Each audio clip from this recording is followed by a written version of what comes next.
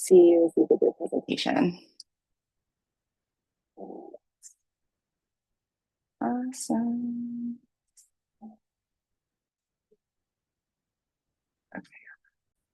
Okay. All right. Hello, everybody. Welcome to today's Day of Connection with Care for the Caregivers. I am so happy and so thankful to all of the other organizations who are attending today and who are presenting all of these fantastic resources for the community. We know that right now, the caregiving space is just really difficult. There's a lot of different situations that are all kind of converging at the same time.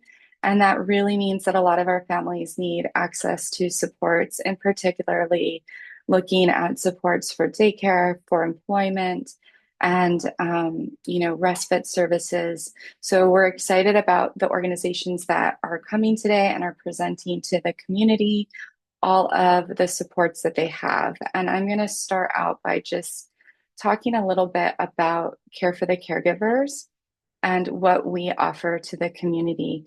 So if everybody can see our page, Care for the Caregivers, our whole entire mission really is to take care of the families who are raising children with disabilities. And we do that in a variety of ways. So we do that either with counseling. So for those of you that are maybe in more of a crisis mode and need some counseling supports, if you go into our family services page and you go to counseling, we kind of bury the lead a little bit, but all the way at the bottom, if you click on this button here, saying that you would like to apply for a scholarship for counseling, we were very, very lucky. We were able to secure emergency counseling funding for the community. So that is going to allow us to provide at least 35 more caregivers with free counseling services. So while we go through this crisis throughout the next couple of months, if you know of families, if you are a family who needs counseling services, you can go here. So right here at this button, you click this button, it takes you to our application scholarship page. If you fill that information out, we will connect you with a counselor almost immediately so that you guys don't have to wait. You don't have to pay. It's 100% free for families. We just want to make sure that your mental health and your emotional well-being is also being cared for during this time. So again, that's under our services, under family services, into our counseling page, and then that's found right here at the very bottom of the screen. So anyone out there who needs counseling services, please go ahead and register there. The other thing that we provide at Care for the Caregivers is support groups. So every other week, we have a Zoom support group that we run that is, run by therapists who are disability informed. And so what I like about the support groups is that you're with your people, right? Caregivers who get it and who understand what you're going through. We also separate our support groups by age because as I am starting to learn now that my son has just turned 13, like the things that caregivers, handle at 13 are very, very different than the things that caregivers handle, when your kids are younger.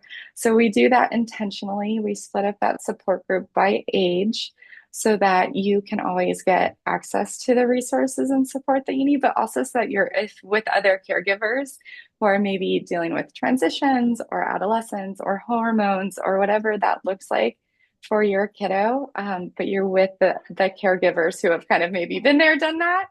And can help you through that. Lord knows I'm going to need those parents as my kids get older and as we enter into these next stages of our lives. The other thing I just want to call your attention to on our page is if you go to our events page, this is where we have all of the events that we are doing in Arizona. And we are a little crazy, I'm not going to lie. This year, we're probably going to put on about 400 events, which is absolutely insane. It's more than an event a day. But we also show up for the community in any way that we possibly can. And what does that mean? That means that we have events that are in person Okay, so we have events that are in person, that are in Phoenix, that are in Tucson, that are in Flagstaff, and you'll see on our page that they are delineated that way. So this is a Phoenix event, right? This is a Tempe event. This is a Tucson event, right? So that hopefully you can find the events in your local area faster. But then we also have a lot of virtual events. We know that for a lot of our families, getting out is hard. Like sometimes just leaving the house can be a huge barrier to getting the support that you need. So that's why here you can also see that we do a ton of virtual events like this one, right? Day of Connection. We have our Who Am I? We do a book club that has nothing to do with disability because Lord knows we have enough of that everywhere else. So usually our book club is like fantasy or romance or things that kind of allow for a little bit of an escape from the day. And all of these services and all of our programming is either free or just $5. So we always want to make sure that everything that we're offering to the community is accessible. There's a variety of ways that you guys can participate and a variety of things that you can do. So if you're an introvert and you just want to go to something very small, our dinners are great for that. You can see every other Tuesday. We do a dinner around the valley. Um, if you want to just have more intimate settings, today we have coffee in the office. There's like three people here right now as I'm speaking to you, right? So it's again a very small, intimate space in case you don't like large crowds. But then we also have events that are really geared towards the masses. On the first, we had our paint night with the opera event. This weekend, we are having an event at Tempe Town Lake. So I don't know if you guys have ever gone to Tempe Town Lake, but I actually feel like I kind of grew up on the lake. I love Tempe Town Lake. So tomorrow we're doing a whole day at the lake where you guys will be able to do dragon boating, kayaking, stand-up paddleboarding if you're brave, and rowing, and really just again a break from our everyday, a chance to ground ourselves and find that connection with other caregivers in a fun setting, right? Where you're just out enjoying life. So these are some of the things. So we have this one coming up, and then I just want to highlight for Caregiver Month, we're also doing a huge Wicked Day on the 23rd. Wicked gets released, I think, on the 21st. And so on the 23rd, we are inviting the community to one of our three events across the state. So we're renting out theaters in Chandler, in Tucson, in Flagstaff for us, again, for caregivers to just get around each other, be around that support, feel the love, have fun, and enjoy a night out with each other. I know we had a lot of people join last minute, so I'm just going to go right back through our counseling services and availability. If you go into our service page, one of the things that Care for the Caregivers does is we offer free counseling to caregivers. And so if you go to our family services page, go to counseling at the very bottom here. If you need help affording counseling, we want to make sure that it's free and available to you. Click on the click here application page, fill that out, send it in, and you will be connected to a counselor. And actually, I think Dr. Fici is on the call right now. She's going to stay with us for the connection portion from 12 to 3. If you want to enroll in counseling with us during that connection time, Gabby will be here to take you into a breakout room and you guys can make that connection right then and there. Gabby, did I miss anything? I know I saw you come in. Hi, I popped in a little late. I was getting a bunch of people the link, but it sounds like you went over it.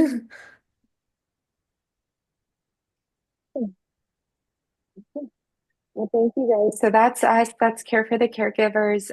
We are very, very happy to be here and support you in any ways that you guys need right now. The next person in the next group that I would really love to introduce is Encircle Families. We work very close with Encircle Families and really appreciate all of the supports that they give to the community.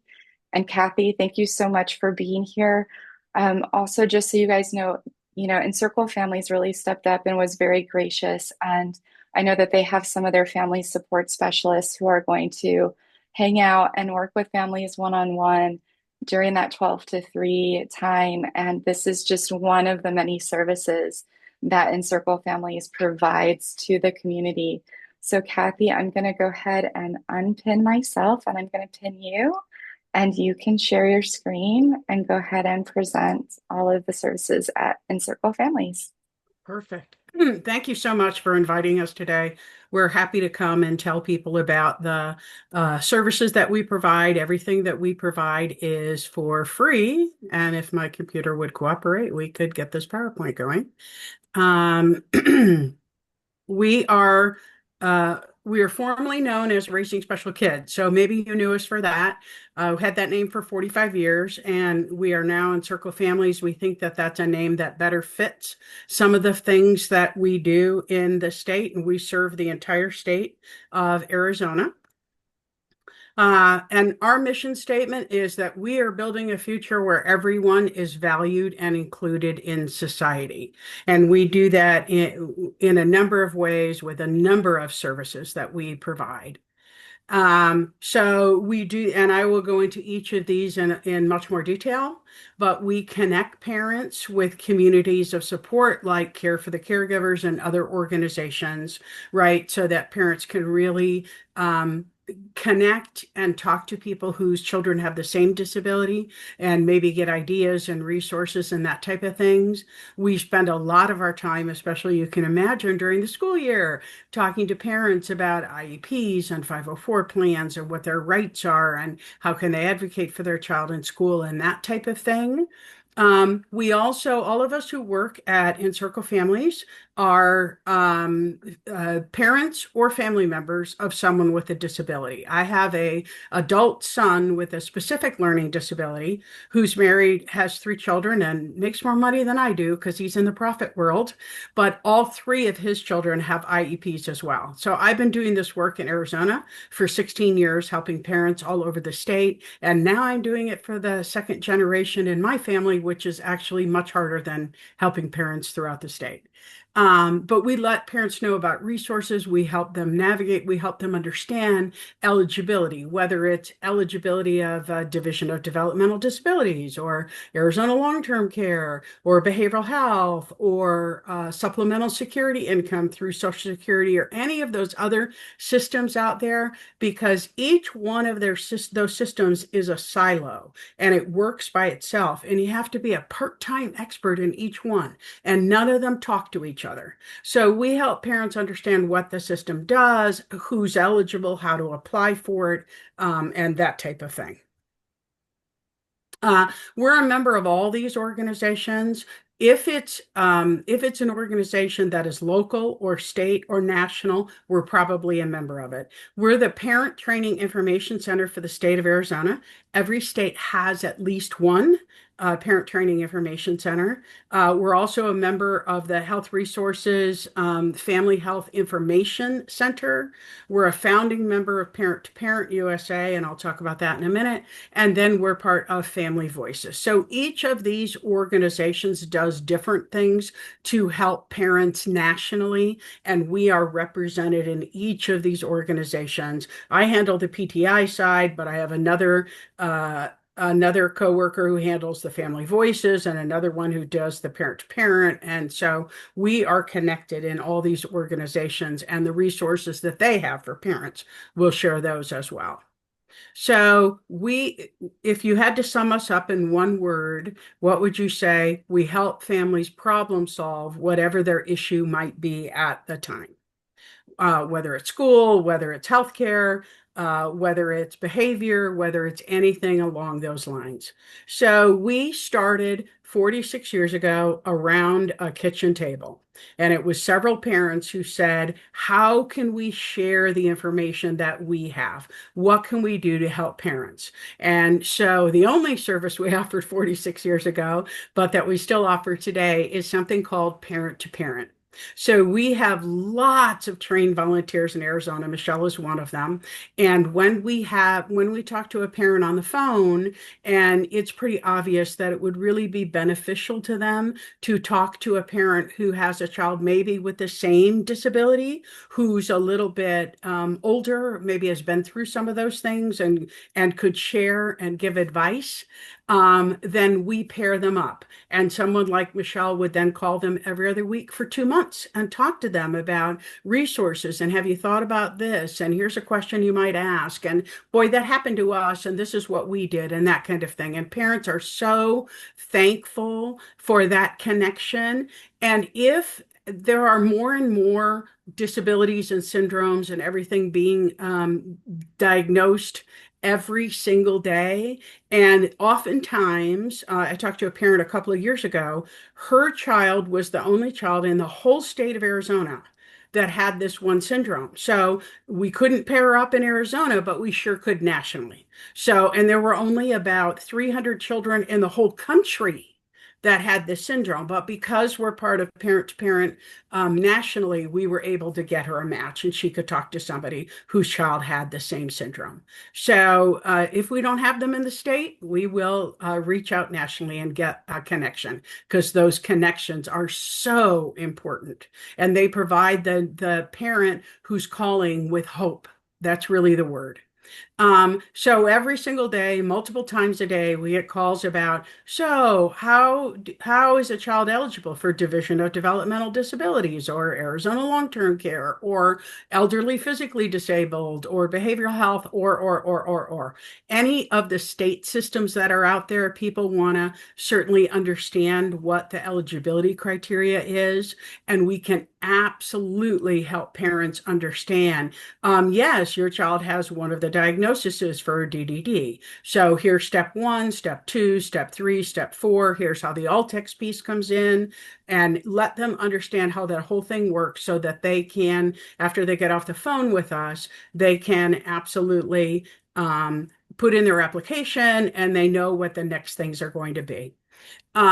So we help parents every single day, multiple times a day, with school issues. The vast majority of parents that call us are their children have an IEP or they think their child should be eligible for an IEP. We spend a lot of time talking to parents about that, but we do also help parents whose children have 504 plans or think their child might qualify for a 504 plan. We also, you'll see in a couple of slides, we have quite a few workshops that we give for free, and I'll talk about those when we get there. Excuse me. And then we know that there are some disabilities that cause behavior issues. And so behavior becomes a thing at home, at school. And we want parents to understand that it is a science and that you have to do step one before you do step two, before you do step three, that kind of thing. So we offer a free 2-hour workshop on behavior, an 8-hour workshop on behavior, and a 9-week class on behavior. So depending on where you are, you could take one, two, or all three of them. But we want to help you understand how the disability causes behavior problems and then what to do about those. So we, like school, have a multi-tiered system of support. School may call it MTSS, RTI, that kind of thing. Excuse me, I had a tickle in my throat this morning. So everyone that calls us or gets in contact with us, we're going to give them the general information. We're going to talk to them about our free workshops that are online, that are 2 hours. All you have to do is register. We're going to talk to them about our weekly newsletter, about any of the events like this one going on. In the community, we share all of those through social media and a variety of other resources, and we're going to let every parent know about those and how they can get connected into the disability community. But some of the parents that we talk to really need maybe a little bit more help. So we can offer something that I call a one-on-one consultation. So if I'm talking to you and it becomes clear to me that you really need a little bit more help understanding your child's multidisciplinary evaluation team report or the IEP or anything like that, we can set up an appointment to do that. You send that to me. right? I review it. Then we talk on the phone about what are your concerns? Okay, that's listed in this section. Here are some questions that come out based on what I see on the paperwork, that type of thing. And then our highest level of service, which is really reserved for parents with disabilities themselves, with grandparents raising grandchildren, with people where English is not their first language. And I did not say, but half of us who work at Encircle Families are bilingual and speak Spanish. So we can get a parent right to someone who does speak Spanish. For any other language, then we use an outside service that can speak all of those different languages, and we can still get that parent the information they need. So language is not a barrier. But some of those parents require something we call meeting mentor, where maybe we'll go to an IEP meeting. Now, we never, the parent wants us to run the meeting and tell school what to do, and that's not our job at all. Our job is to coach that parent so they can learn how to advocate for their child. So sometimes IEP meetings are overwhelming, especially if there are 10 or 15 people there and you don't necessarily know what section to bring up your concerns. That's when we're there. I might lean over and say, okay, you told me this was a concern of yours. Now is the time to bring that up. Or, as is typical with any professional group, no one does it on purpose, we lapse into buzzwords. Okay. And oftentimes that happens in an IEP meeting with professionals who are rushed and that kind of thing. So I may say in a meeting, could you explain that a little differently? Could you explain what it looks like in this child's classroom and that kind of thing? So we go just to be, if you think of us as a coach with that parent, we go to just help them understand what they should be doing at an IEP meeting so they can do it from here on out. But we those are situations are few and far between because there are only about 10 of us in the state that cover the entire state and talk to every parent who has got a child with a disability in the state. So it keeps us very busy. These are just a listing of some of the workshops that we cover, that we offer online. They're 2 hours. They're free via Zoom. You just need to register so that you can get the Zoom link. But the IEP training, positive behavior support, the 2 hour one I talked about, turning 18 legal options, where we talk about things that happen when a child with a disability turns 18. We talk about supported decision making, about guardianship, that type of thing. We have a workshop about 504 plans. And when a child now turns ninth grade or 14, they have a transition plan in an IEP. We talk about that. We have workshops on other types of things like bullying prevention, talking to your child about sexuality, that kind of thing. All of these workshops are for free. They are all written and geared for parents, but anyone can take them. All you have to do is go to our website under events and training. The calendar will pop up. Say, I'm interested in the IEP training. I can tell you the next IEP training is Wednesday night because I'm doing it. It's Wednesday from 6 to 8 o'clock at night, but you just have to register and then you'll get the Zoom link and then you can join us. And we'd love to have you.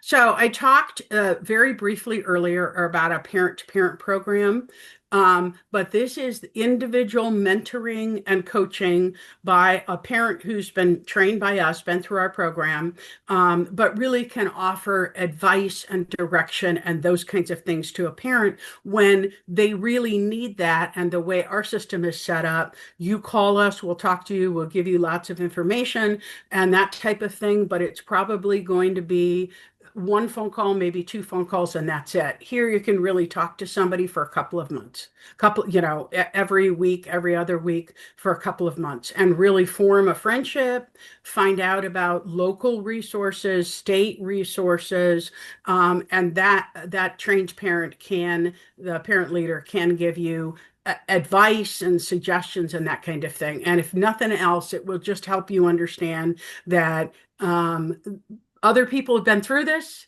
You'll get through it too. There's lots of help in this state. There really is. Once you get connected with the disability community, no matter where you live, I live in Southern Arizona, it doesn't matter. You see the same people all the time, and everyone is willing to go out of their way to help you however you might need that. So don't hesitate to call us and ask to be part of this program. Again, everything is free. We are happy to give you the services that you need at the time. We could not survive without our parent leaders. End of discussion. They help us with panels. I did a panel yesterday with a parent leader. Whenever we talk to a lot of like students in school who are going to be special ed teachers, we schools also ask us to come in and talk to their staff. We have a workshop that we do called Engaging Parents in the IEP Process, and a lot of schools want us to come in and talk to them about how to work better with parents and that type of thing. Our volunteers are on local and state and national committees. They help us with creating policies and curriculum for training programs and do surveys for us and everything else. They help us at big events we have, like Special Day for Special Kids, when they come out and help man the tables and talk to other parents about our services and that kind of thing. So for us, these parent leaders who are volunteers are absolutely critical to our organization and provide really the heart and soul of what we do. So I that was very, very brief, but I wanted to get in the time frame. So are there any questions that I can answer for anyone about Encircle Families? Because I'd be happy to do that. Last couple of minutes we've got. Yes, I have a question. Do your kid have to have an IEP to get, some support or help? No, your child doesn't even have to qualify for special education to get support with us. Okay. Most parents do, but if your child doesn't have an IEP, because the school is not the issue for your child, but Right. you want to know about the social services that are available, like Yes. Division of Developmental Disabilities, that kind of thing, you can call us and just ask us about that. It's Okay. just that every time I do a presentation during a school year, especially October, November, and March and April, probably 95% of our calls are about school, but your child does not have to have an IEP or a 504 plan. And I don't know if I said it, but we help parents who have children from birth to age 26. Okay. Thank you. What was the name of your organization again? I came in late. Sorry. Encircle Families. Oh, got it. Yep, I know about that. Okay, perfect. Encirclefamilies.org is our website. You can just Okay, go yeah, there I and actually do have a question. sure. I've been trying to get in the triple P class for about 2 years, and they keep telling me that they can't get the materials for the class in an accessible digital format. It's only in hard copy, and I'm a disabled parent, and I would like to take the class, but I keep hitting That's a walls whenever that's I try to get. a triple P thing. Triple P is an organization based in Australia. And we've been begging for materials in Spanish for at least 5 years.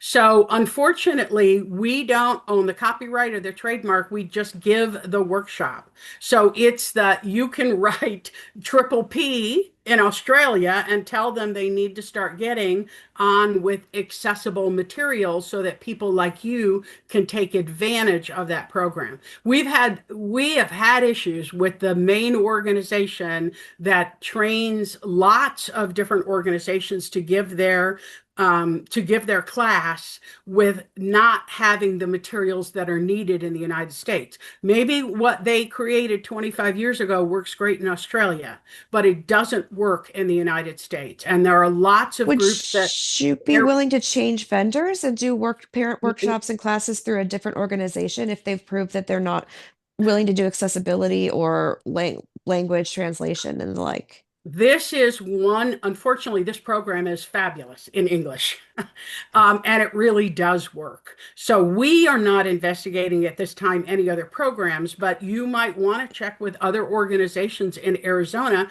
to see if they are working with other organizations. But there are probably I have. Everybody refers me back to Triple P and Encircle Families. But Okay, Kathy, well, we're you not guys, the only ones that Kathy, do triple P. There are many organizations that do triple P, yeah. but there might be some other programs for you. Michelle, I don't know if you have some ideas. Well, Kathy, you guys also teach different parent training courses, right? So you Yep. teach like a 1 day seminar. Do you think that would be We have an more 8 hour accessible? positive Right. behavior support. We could certainly provide you with an There you accessible, go. excuse me, it's an 8 hour, 2 day. It's called DDD PBS. Okay. And it's 4 hours, it's 9 to 1 on one day and 9 to 1 on the next day. And we helped create that curriculum so that can absolutely be made accessible. It's just the triple P is not us. We don't own the trademark or the copyright, so we cannot do that. It's triple P who has to do that. And so far, they've been pretty slow to do that.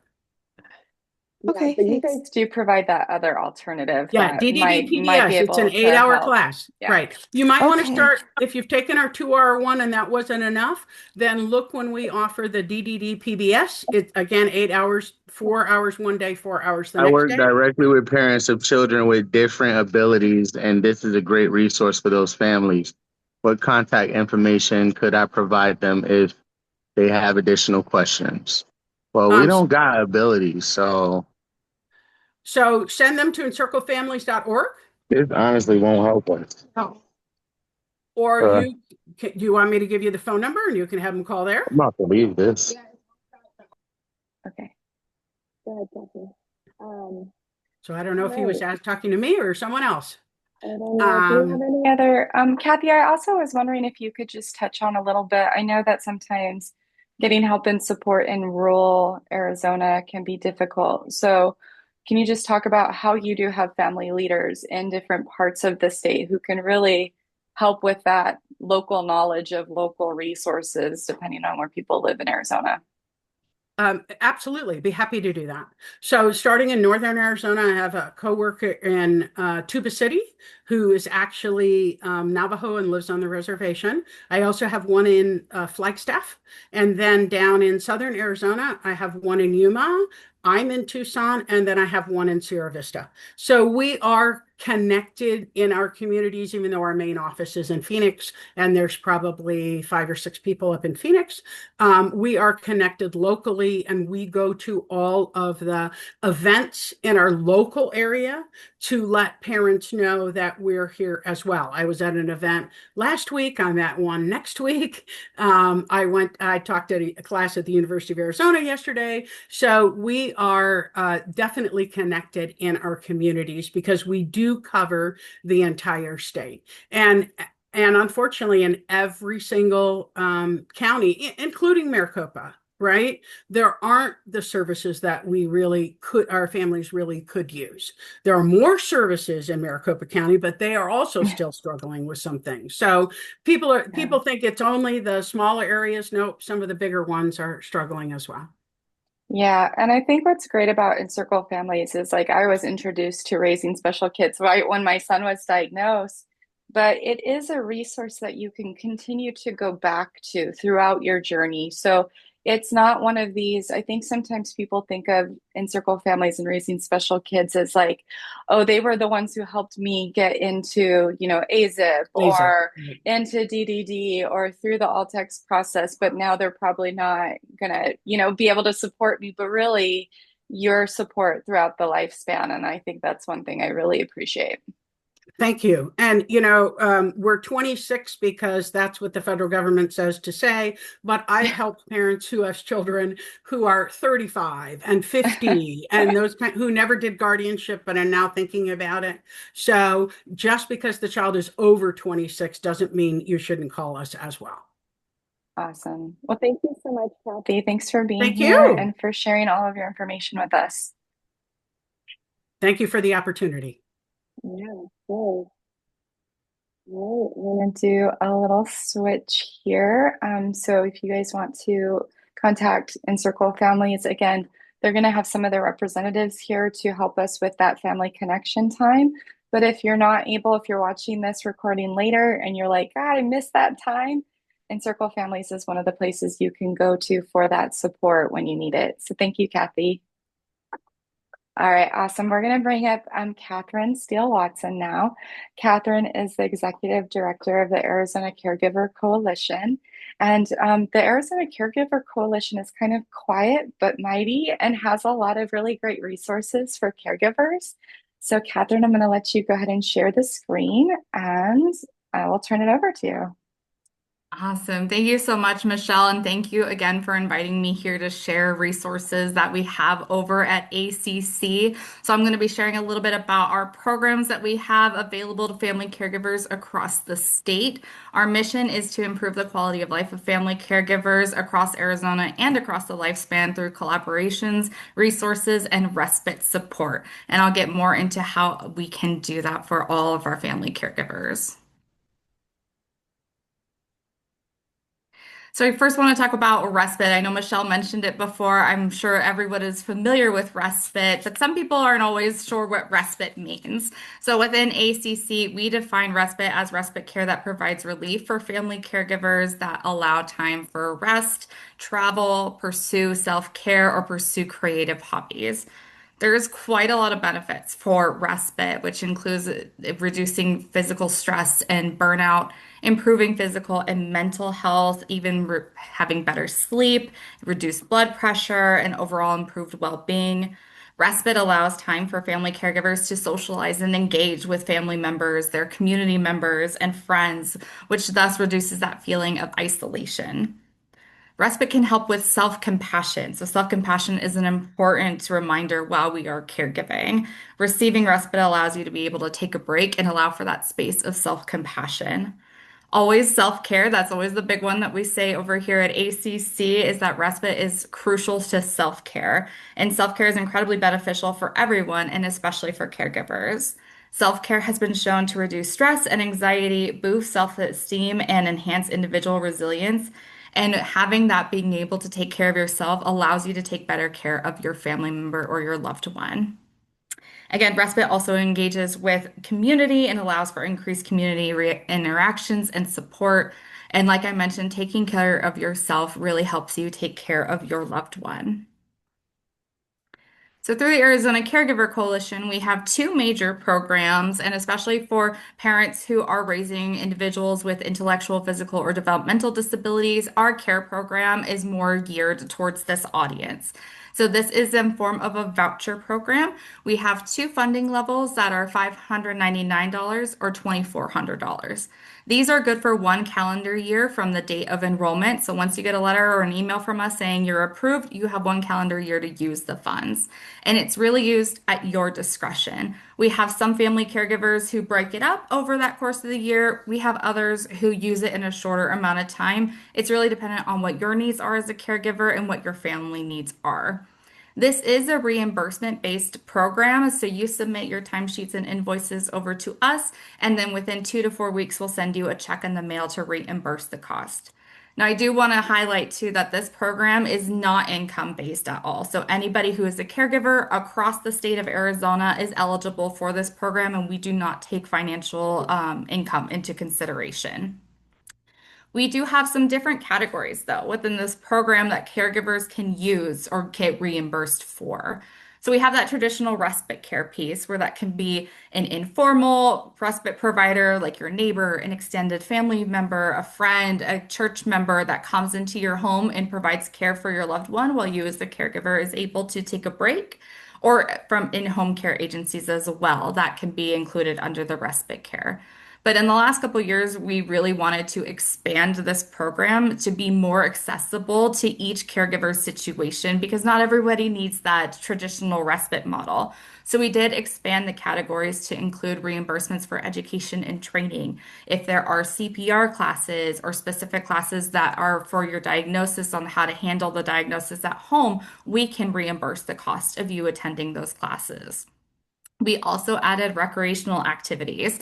So this can be for you as the caregiver. If you want a yoga club membership, go for it. We will help reimburse the cost of that. Or if we've had some families in the past that have done Zoom memberships or aquarium days, and that is bringing the family together, but that's a fun, engaging activity for all that does provide that relief for a family caregiver. And so we can reimburse the cost of those. We also very much prioritize emergency respite. So if you, the caregiver, are in a situation where maybe there has been a surgery that has come up or a family emergency that makes it unable for you to be caring for your loved one, our care program will help with emergency respite. So we prioritize those applications and those reimbursements above all of our others if you are an emergency respite scenario. And that way you can again use that 599 or 2400 in a week or so, whatever your scenario is and whatever you need for your scenario. We do also have vacation respite, so this kind of goes hand in hand with both respite and recreational activities. We've had some caregivers who say, I just need a weekend away, and they will hire a respite provider for their loved one and who maybe go to California, go to the beach for a couple days, and we can help reimburse those costs as well. We also expanded to have for home modifications and assistive technology that can be reimbursed to caregivers. We initially did this because there was not many programs available to parents who are raising kids in the developmental disability realm that were able to access home modifications or assistive technology. So we offered that as part of a category that can be reimbursed. Our only stipulation here is that the modifications or assistive technology have not been covered already by insurance or DDD related programs. But if it has not been covered by any of that, then we're happy to help come in and help reimburse the costs. We actually had a family build a sensory room for their kiddo a couple years ago when we first launched this program. So it's very accessible and very unique to your needs and your family members' needs. We do have our co-program with Oakwood Creative Care, but that's geared more towards those who are caring for an adult with Alzheimer's and dementia. But we are looking always to work with community partners to bring better education and training to family caregivers. I'll touch on our partners program really briefly here. This is again more geared towards caregivers who are caring for an adult. We are fortunate to have a couple partners who do work in the DDD space as well, who work with adults with a developmental, physical, or intellectual disability. But most of these are going to be geared more towards older adults or those with Alzheimer's and dementia. But through our partners program, we partner with adult day health centers and social model day clubs across the state to provide 150 hours of respite. So we pay these facilities directly, which offsets that initial cost on your end as the caregiver. Again, no financial requirement from you. And these are the adult day health centers that we currently partner with. So we partner with All Thrive 365, Oakwood Creative Care, Benevilla, Eye Care, which is out in Prescott, Susan J. Reams, which is also in Prescott, Glory Days, Vintage Silver Center, and Honor Health Desert Mission. We are really looking to expand that more and not just be focusing in on the Alzheimer's dementia space within this program, but branching out more into the developmental and physical disability space as well. So as I mentioned, we have very limited eligibility. We try to make this as easy as possible for you as a caregiver to access our programs. Our programs are more intended to be an in-between solution as you're transitioning onto long-term care services, or if you're not eligible for long-term care, we are here to help until you reach that point. Again, we don't take income into consideration, so that is not at all a requirement for our program. We only ask that you cannot be receiving other respite services paid for by federal, state, or insurance dollars, with those exceptions of those outside respite activities. So the recreational activities, home modifications, assistive technology, education and training, you can be receiving respite from other organizations and still use the voucher or the care program to reimburse for these activities specifically.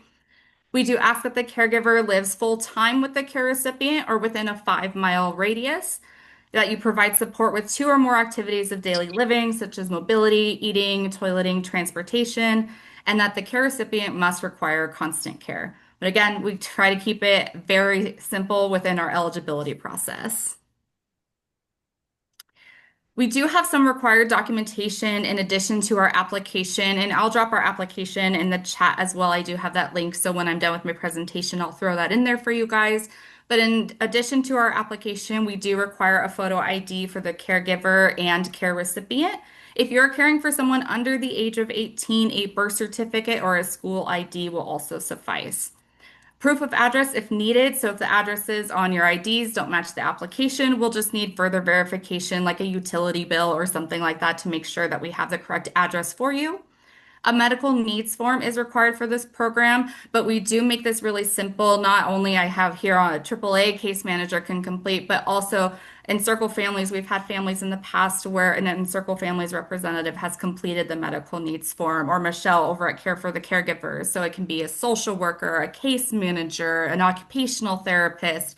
So we really try to make it as easy as possible for you to be able to get that sent to us instead of having it come strictly from a provider. And if you are enrolling in the $2,400 voucher program, we do require a W-9 from you as the caregiver. Since it's a reimbursement based program, it is considered Oh, taxable it's working income now. by IRS Okay. man. So we do ask for the W-9 and we do issue a 1099 for you at the end of the year for filing your taxes.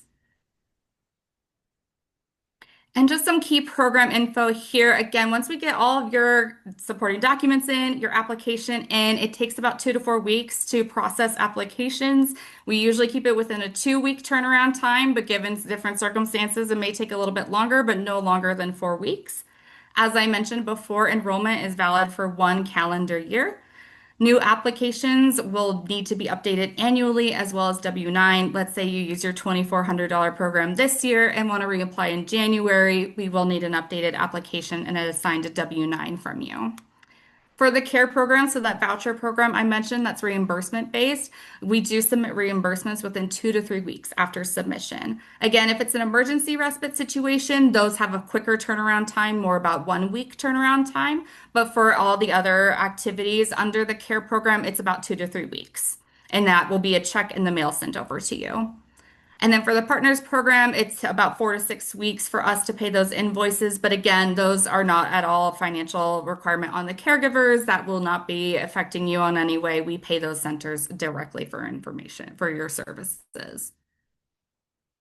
We do have some key contacts for the program, and I'll also drop their information here in the chat too. But Cicely Porto is our care program coordinator. We have Brooke Nelson, who works in our partners program. My information's on here as well as our caregiver resource line.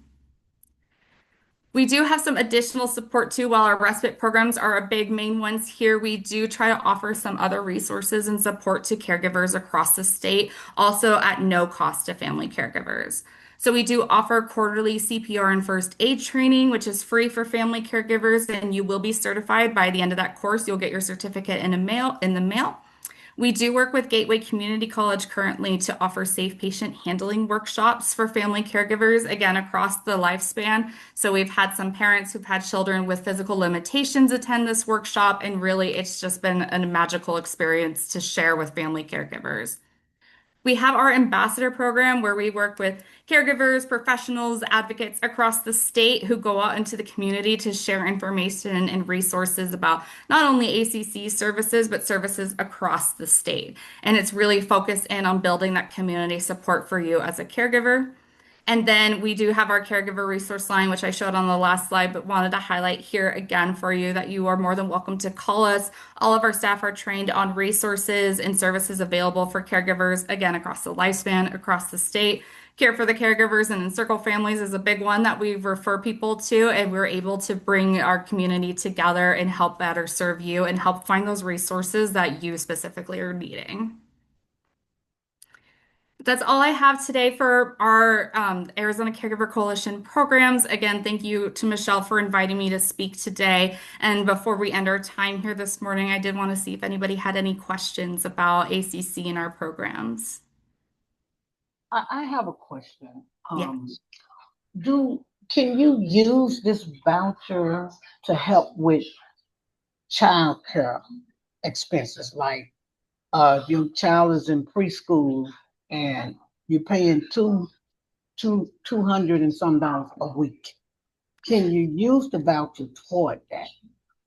At this time, unfortunately, no. Our funding comes from the ACL, so there is some limitations on what we can and can't do for your traditional daily childcare. We are not able to provide assistance for that, but we really focus on the respite piece of if you're looking for a date night or want a weekend away, we're more here to help with those specific scenarios. Okay, thank you. That's a great question. Any other questions?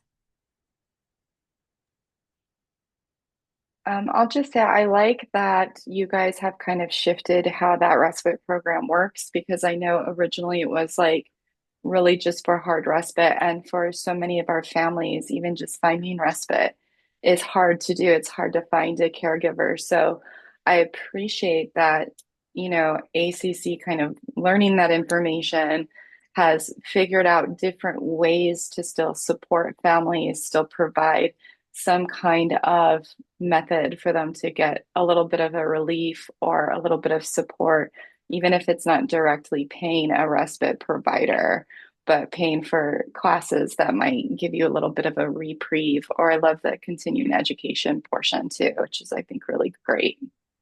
Yeah. Thank you, Michelle. Yeah, we're trying to make sure our services are meeting those unique situations as much as we're able to in our current funding capacity, but we are always looking at our programs to see how can we change it? How can we reach caregivers for your situation that's not locked into a traditional respite box? Hmm. Yeah, and will you touch on a little bit more about the class that teaches parents how to um, help move their children around, especially. I know that at Care for the Caregivers, we have a lot of family members who have children who are not very mobile. And so learning how to lift properly without hurting yourself is a whole heck of a lot of important, especially for caregiver well-being, like maintaining your well-being while you're trying to help your child. So will you just talk a little bit about how often you teach those classes? Are they virtual? Are they in person? And then how people register for that one? Yeah, absolutely. So these classes are in person. Currently, we're offering them twice a year, but we're hoping to increase that as more and more awareness of this program comes forth. We just held our first class for this fiscal year last month and had some caregivers come, and it's with partnership with Gateway Community College. So it is an in-person event. We don't have virtual options currently available because Gateway Community College has a safe patient handling lab. So you will actually be there, be taught by a CNA, by a professional on different medical equipment that you might see in a hospital setting, but also helping with at home. How do you transfer in and out of bed, in and out of toileting situations? And Amber is really great over at Gateway Community College. She will teach you all the tips and tricks for how to do this at home at an affordable cost. So she said that she grew up in a family of CNAs and that her grandma used to use a trash bag to help transfer someone from as a Hoyer lift instead of using the Oh, medical grade equipment. So it's a 3 hour class. Again, in person, but snacks and water is provided, and you really work one-on-one with the instructor. We keep these classes pretty small, so a max of 15 people, but that way the instructor can say, hey, what are your needs? What is your loved one wheelchair bound? Is your loved one using these type of machinery? And then how can I help you understand best ways to help your patient, help your family member out without hurting yourself. So that's a big key component as well. But again, those classes we offer them twice a year. We're looking to do our next one in about February of 2026. So if you visit our website, keep an eye out there, and I'll also send over an email to you, Michelle, too, when we have good. those classes available. And yeah, we're happy to give those out and have people come and attend those classes because getting that training and understanding of caring for your loved one can just be so empowering in your caregiving journey.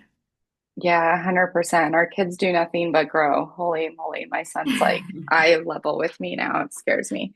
And then, Catherine, you have a couple more minutes left. I don't know if everybody knows this, but the Arizona Caregiver Coalition is also the home of the Arizona Family Caregiver Action Plan, and that was designed last year really just to try to help create some kind of level set, some kind of plan to help institute a lot of changes in Arizona to help family caregivers. I was just wondering if you want to take like 2 or 3 minutes and just touch on that and share maybe how caregivers can get involved if you're still looking for volunteers.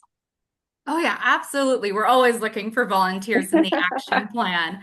So we had the 2022 National Strategies to Support Family Caregivers was published in November 2022. And what we did was with our community partners, so including Michelle, including family caregivers, including the State Division of Aging and Adult Services, all came together to look at those strategies and see what are the best ways that we can implement them in Arizona, or what are the priorities that we should have for family caregivers in the state.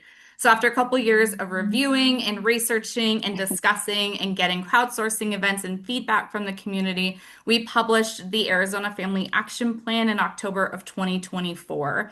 And we identified our three major priority areas for family caregivers in Arizona, which is one, access to services, advocacy and outreach, and then education and training. So, under the access to services, that kind of comes with the title of seeing what are the barriers to services for family caregivers, again, across the lifespan and across the state, and looking at not just the aging population, but those who are caring for someone with a chronic condition or a mental health condition or parents raising children with developmental disabilities. What are the barriers and how can we help family caregivers access services? In addition to that, seeing, okay, well, here are the barriers to the services, but here are the services that exist. What needs to now be in existence? What are the gaps in those services that we really need to expand on? And that's the priority area of our Access to Services subcommittee group. We also have a group for the advocacy and outreach that is, again, doing pretty much what they're saying, is going out in the community, sharing information about family caregivers, talking about family caregivers on a politics level or political level or a community-based level, going out and just sharing that information, bringing awareness, looking at a marketing campaign just to say, hey, these people are here. Family caregivers deserve to be recognized and deserve to have support. And also really looking into that self-empowerment and self-advocacy effort as well, and training family caregivers on how to advocate for your family member and for yourself. And then last with the education and training group, looking at the continuing education pieces that are offered for our healthcare providers or community health workers. Where are caregivers addressed in those conversations? And if they're not addressed, where do they need to be addressed? So really looking at what the education, continuing education looks like for our healthcare professionals and community health workers, and making them more aware of family caregivers, helping to identify a family caregiver because they're the ones that talk to you guys the most, and being able to say, hey, I'm here to provide resources and services for your child, but you're their caregiver. Here's some information for you. Here's what are some things that may be helpful for you, to really bring in that community support. So we're always looking for people to join our different groups. We have those three committees for those activities and priority areas. And so if you're interested, you're more than welcome to reach out to me and I can schedule some time with you to go into it even more. But we definitely are always encouraging people to come join us, whether you're a professional or a family caregiver or just an advocate. Please come and work with us to better serve family caregivers. Awesome. Thank you so much, Catherine. I always think it's just so important that I know that, right now we are here looking for support, but it's also so empowering when we feel like we can give support and we can be those people with knowledge and resources that can, help contribute to, helping others in the community. So thank you for opening up that opportunity to these caregivers and for coming today. And like I said, ACC, small but mighty. Oh my gosh, that respite program is amazing. So thank you for highlighting that and for talking about the well care program as well. Thanks, Catherine. All right, so our next presenter is a new leaf, and we are happy to have Corinne Martinez and Eva Felix to come and talk about. I can't even describe what is happening at New Leaf because I think you've eaten like 20 organizations over the last 5 years, and you guys are huge and doing so many amazing things around the valley. And so I'm excited to learn what your current programs are and the current resources that you can offer to the community. Thank you so much for being here. And I can turn over the screen share to you guys. So if you want to share your screen and share some of those resources, it's all yours. You bet. Well, thank you for having us today. I brought in my recruit here, Eva Felix. She is one of the wonderful people who does the work. I get to be the accounting person, and she's the one who gets to actually do the work of actually helping people. I just keep the books so that the doors stay open and the lights stay paid. So I brought in Eva so that she can tell a little bit about some of the programs that she oversees directly, and then I'll talk a little bit about some of the other resources we have as well. So we have can you guys see what the document I'm sharing? Okay, cool. We have a series of documents that I was able Hello. to put on one file. Some of us can't see any documents, so if you can describe what you're sharing would be Oh, fantastic. it Thank was you. just there. Yeah, it was just there and then it went away. Corinne, try sharing again. All right. It was, let's see. Gotta love tech.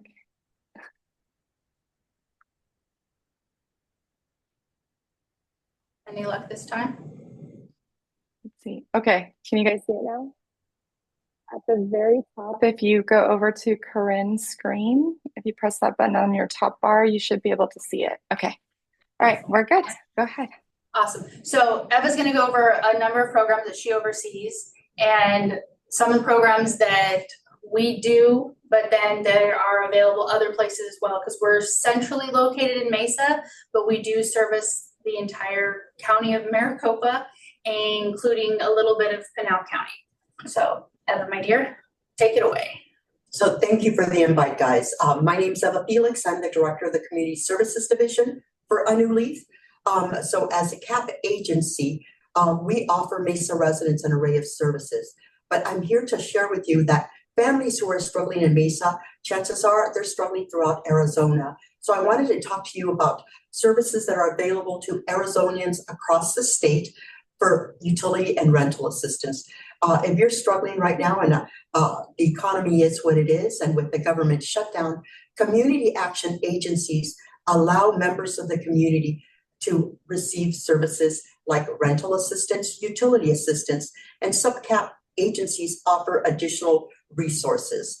So on the screen, you'll see that all community action agencies, there's a website to access them. So whether you live in Tucson or whether you live in Yuma or in Glendale, you can access a community action program for the purpose of receiving utility assistance, rental assistance, and if you're a low-income member of the community, a weatherization package. So please seek those out. We do know that members of the community not only struggle with rent and utilities, they struggle with other security deposits, maybe utility deposits. So we're providing some additional information there. So this particular form shows you where to access all community action agencies for the purpose of that. Plus there's some additional resources through 211, which allows you to look for anything. I'm looking for food box, or I'm looking for affordable health care. Please seek out 211. And Save the Family is a nonprofit that also assists with this kind of service. So I want to jump on to what Mesa Can specifically does for the community. So Mesa Can, as a community action agency, offers an array of services and support services to Mesa residents. Remember, community action agencies offer similar or they offer something different. So here are the services that Mesa Can offers for Mesa residents. Yuma has a senior center. Coconino County has rental mortgage. There's other additional services. So under the Mesa Can umbrella, you guys can receive services for if you're looking to support families with food boxes, if you're a veteran and you want to launch a business, if you are homeless or in imminent danger of being homeless, we have a SOAR program. We also partner with additional partners who come into our office to receive additional services. Why? Because as a one-stop shop, we want to offer the community an array of additional support services. Scroll down, Corinne, please. So Community Legal Services comes on Fridays, offering legal services Keep to going, they're not far enough. no, not far enough. Okay, sorry. All the way down. We have Operation Hope for members of the community who are hoping to improve their credit. Overflow Missions allows us to offer food boxes every Thursday. SCORE comes here to offer resources and tools for small businesses. We have a diaper distribution that allows families to receive 150 diapers per child every month this entire year. Please know every community action agency is also part of the diaper distribution. So if you live in Yuma, seek out the community action agency there and find out what resources you can receive through them. So while we're all very similar in the utility, rental, and mortgage space, additional services are different.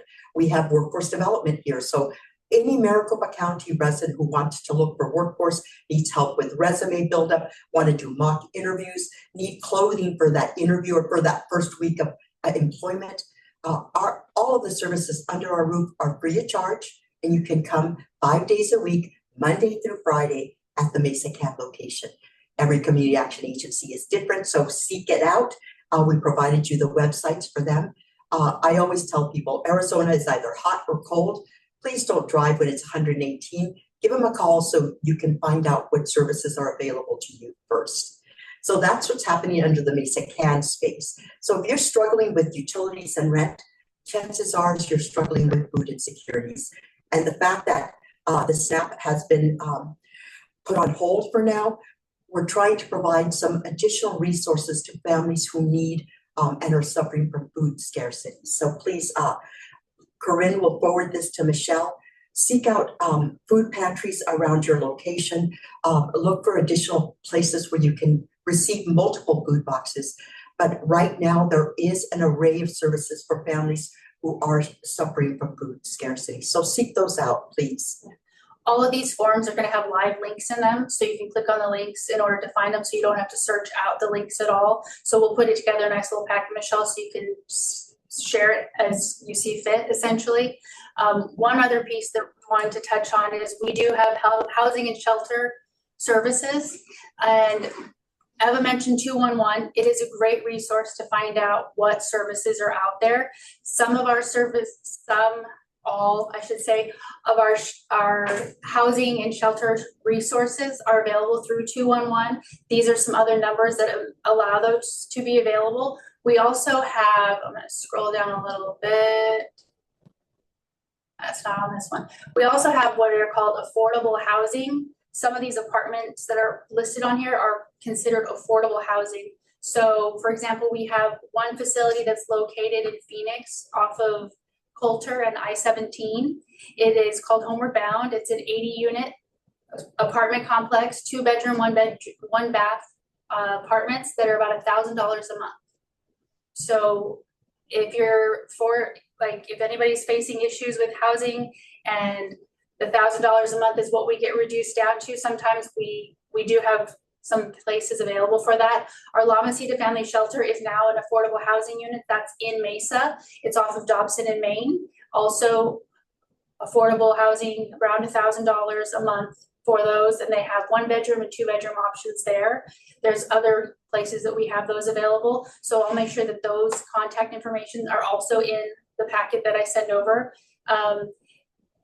We have a rapid rehousing program, which is more geared towards stabilizing people who are being evicted and or recently evicted in order to rapidly rehouse them into sustainability. So that program actually provides rental deposits, also subsidizes rent and utility deposits, and will actually pay rent anywhere from 6 months to 2 years if you qualify for that, if that is an assistance that is needed.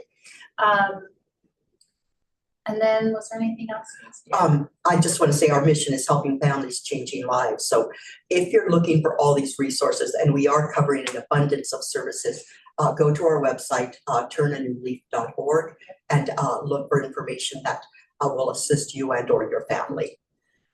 We have a lot of other, as Michelle said, we have a lot of other services within domestic violence and our domestic violence shelters and services as well. We felt that the ones with Eva's programs at Mesa Can and then our housing were probably the ones that are probably at the forefront of what people are looking at and needing right now with all of the drastic cuts that are being faced out there.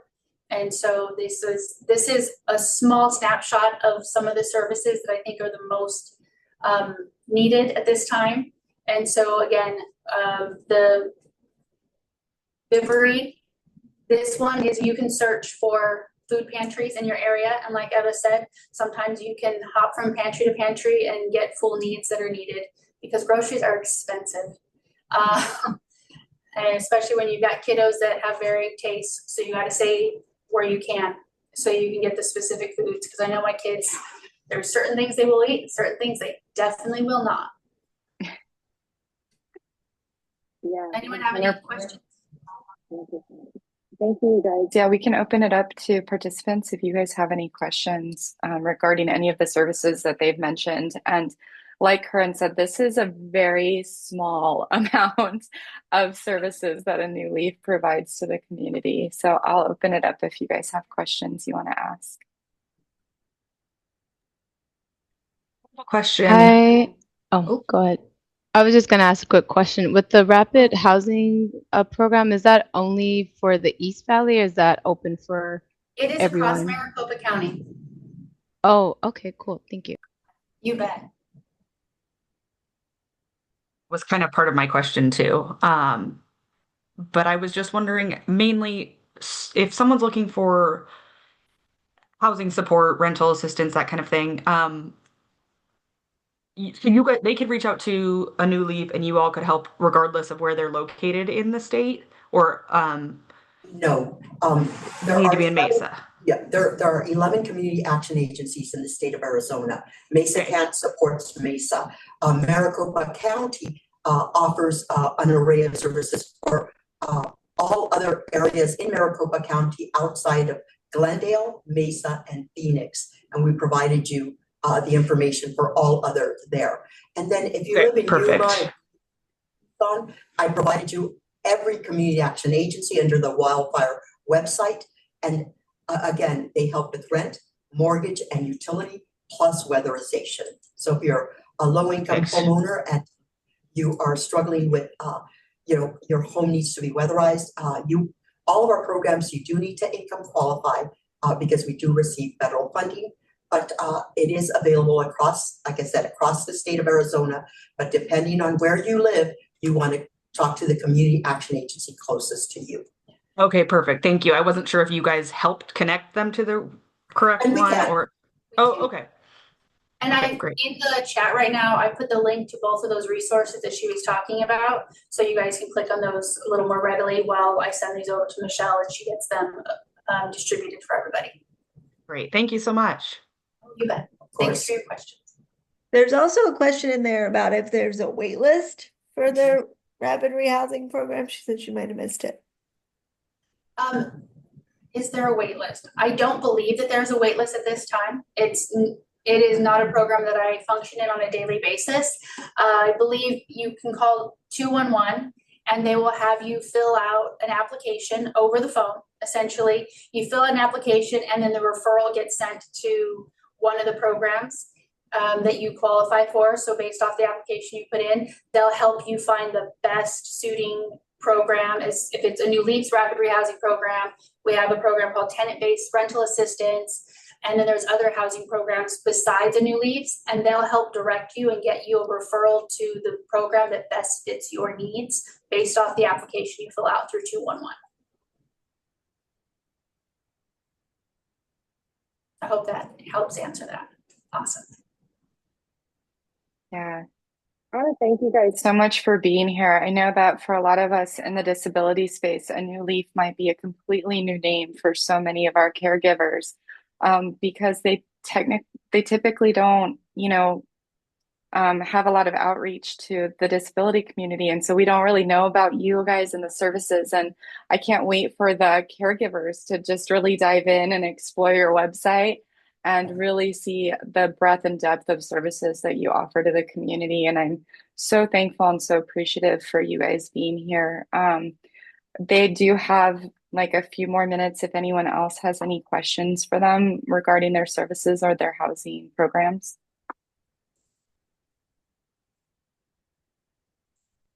Okay. All right. Well, thank you guys so much, Corinne. Thank you, Eva, for coming today. And yeah, I just think so much of your organization. So I'm just thrilled to have you guys here. Thank you. Thank you. All right. So our next organization that we're going to talk to is Southwest Human Development and their Birth to Five helpline. I have a tender place in my heart for Southwest Human Development. They're actually the organization that diagnosed my son with autism. And so every time I connect with them again, I'm like, ah, I love this group so much. And the amount of wraparound services you guys also provide to the community is just absolutely outstanding. And I'm so thankful, Jesse, for you guys being here today. Thank you.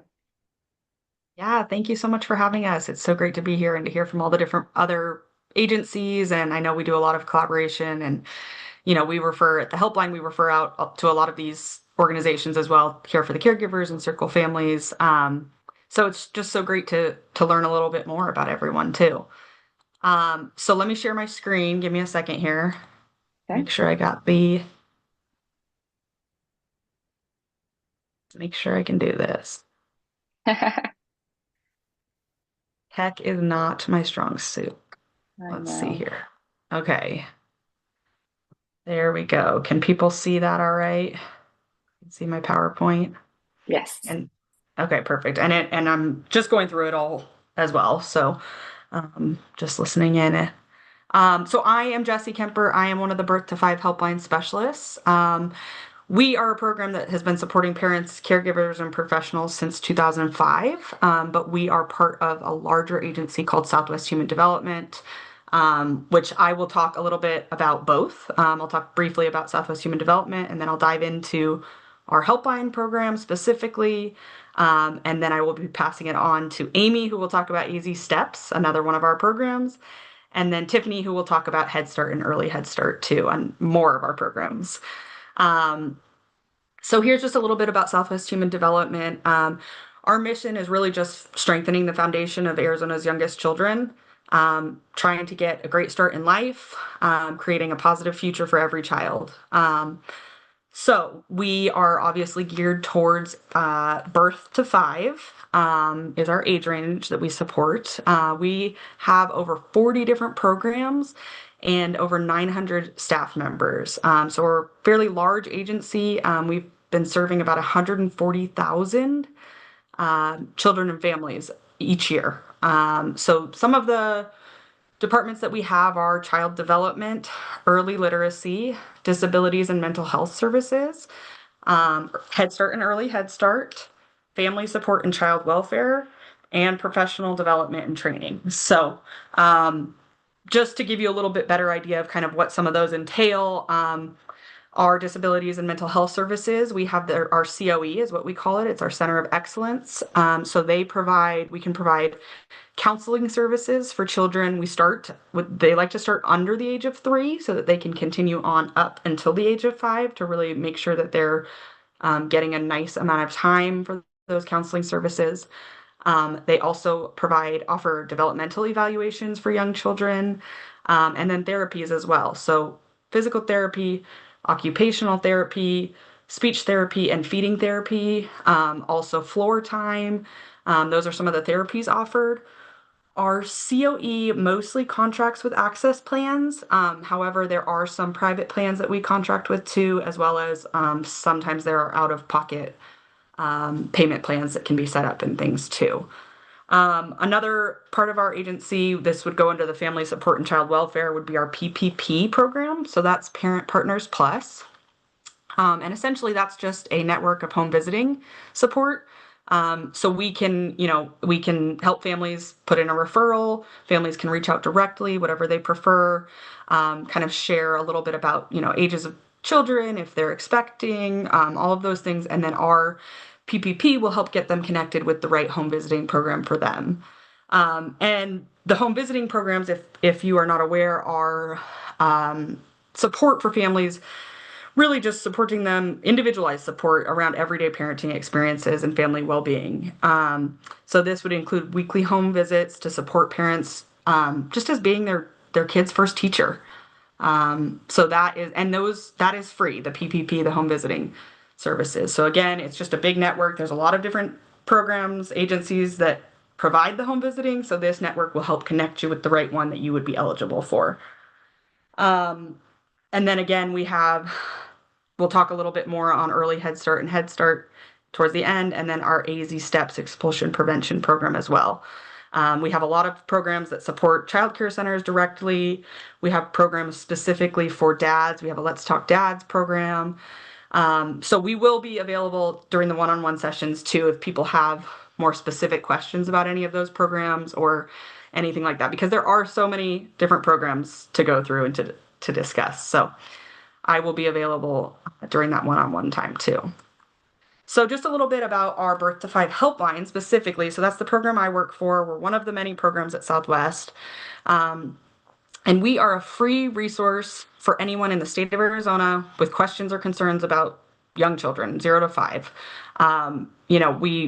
We're obviously the Birth to 5 helpline, but we don't, if someone calls with a question about a 6-year-old, we don't turn people away. So, it may not be our area of expertise, but we'll still be there to help support, think things through, talk together, possibly point you in the right direction if it's not us. So, don't be turned away by the Birth to 5. Families can still reach out for older kiddos, or if they're expecting to. That's, we get a lot of calls and questions about that. All of our helpline specialists are master's level early childhood specialists. So kind of varying backgrounds, but all very knowledgeable in the early childhood field. We offer both English and Spanish. So we have specialists that some of us speak both English and Spanish. If it's another language, we do have an interpreter line that we can utilize free of charge for the caller. And it's actually, we've had great success with that so far. We've been able to get interpreters on the line quickly. I actually recently worked with a family in Russian. And so that was just a really great experience. It was nice to be able to utilize that support and to be able to, be there for that family. They had a newborn and had lots of fussy baby questions. So it was great to be able to support them. Another thing about our helpline is that we call ourselves the gateway to resources and services. So that can be within our agency, within Southwest Human Development. We can help get you connected to the program you might be interested in. But it also could be outside of our agency too. So let's say someone calls looking for, speech therapy for their 4-year-old, and maybe they don't qualify through our COE for some reason. Then we could help find them somewhere else within the community that could provide that service to them. So, like I said, we're really the gateway to all resources and services within the community, within the state.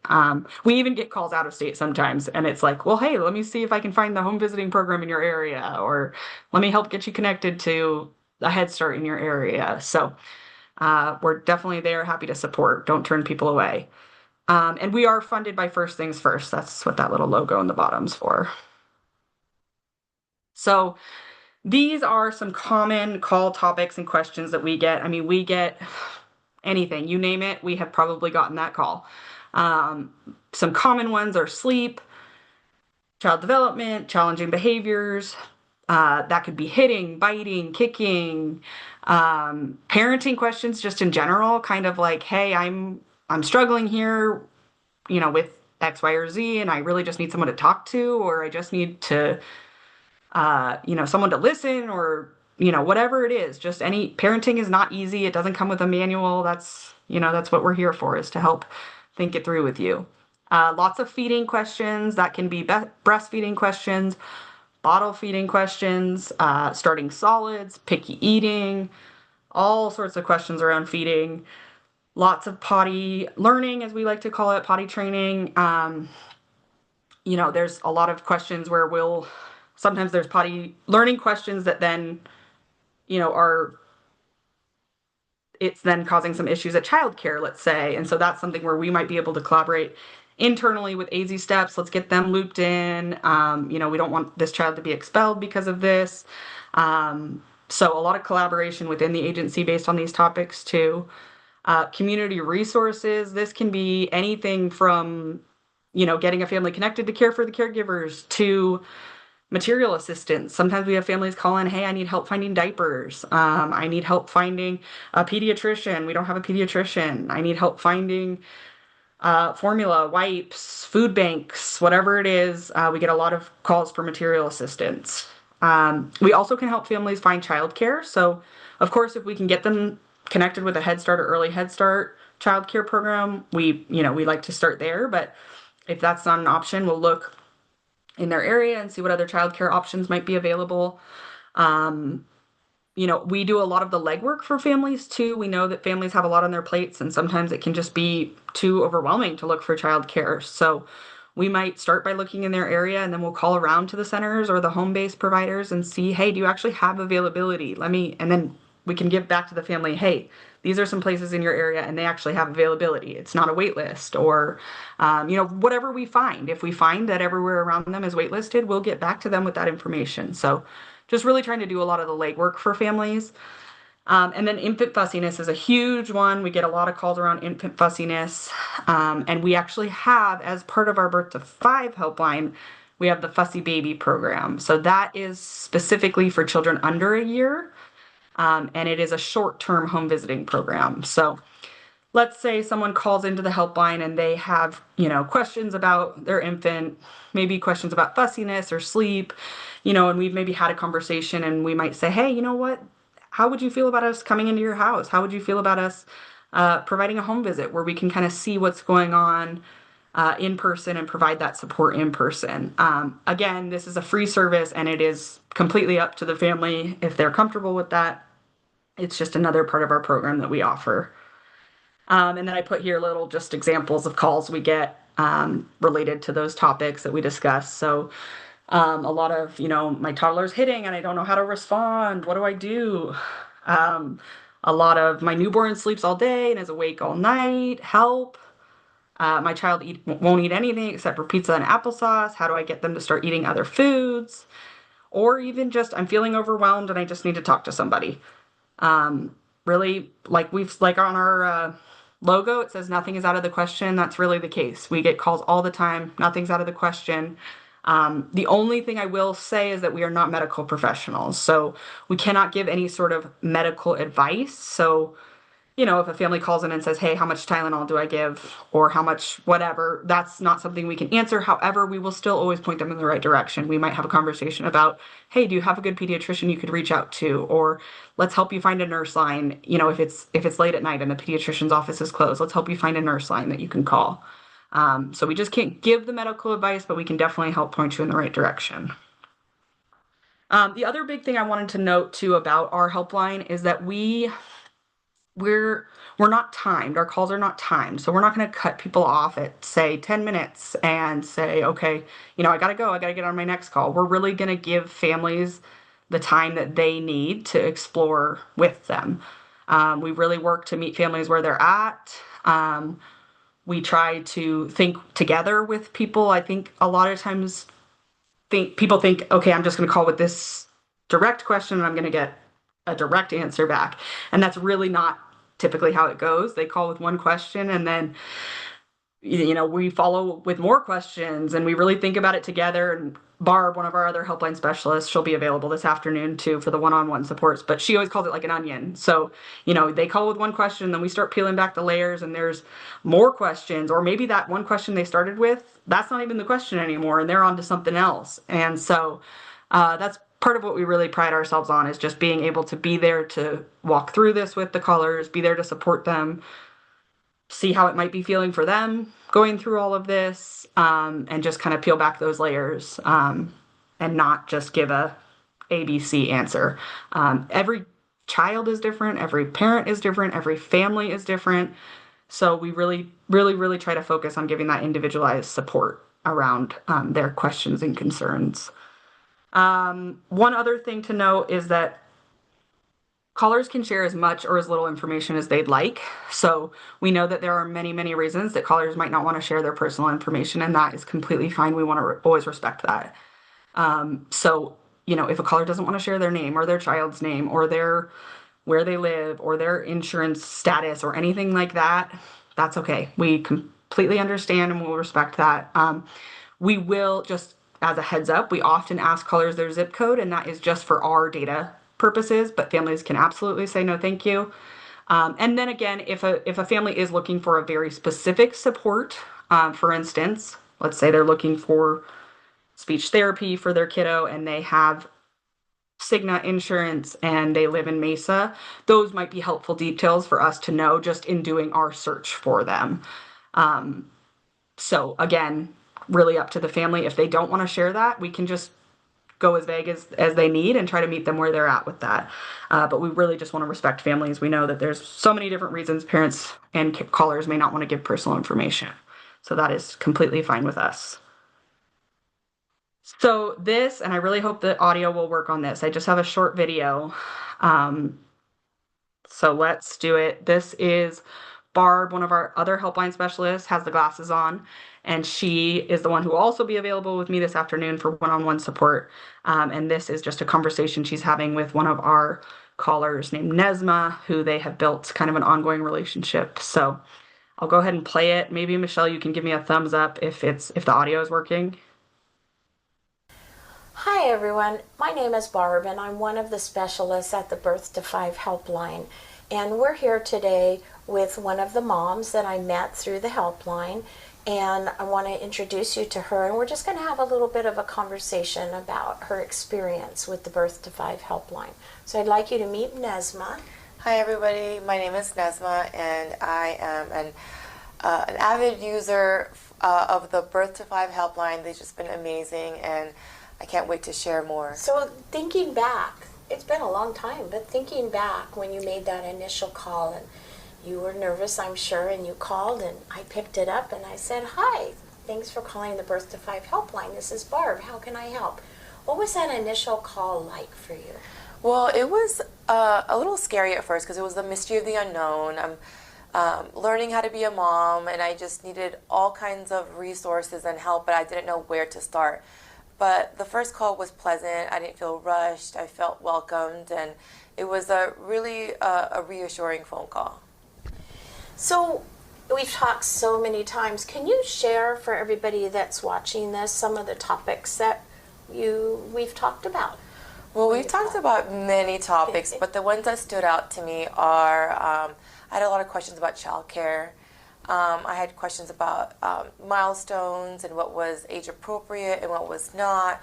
I had questions about how I can get a better connection with my daughter so that way I can, reinvent the wheel from maybe how I was raised and, for getting updated research that may be provided that I may not know of. Mm-hmm.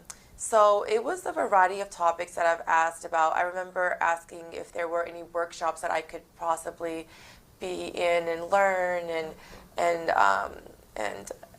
also too, my husband also was included in some of these workshops that were till this day very beneficial to my daughter. Yes, he got to be involved in the Let's Talk Dads series, which is great. Yeah, that's good.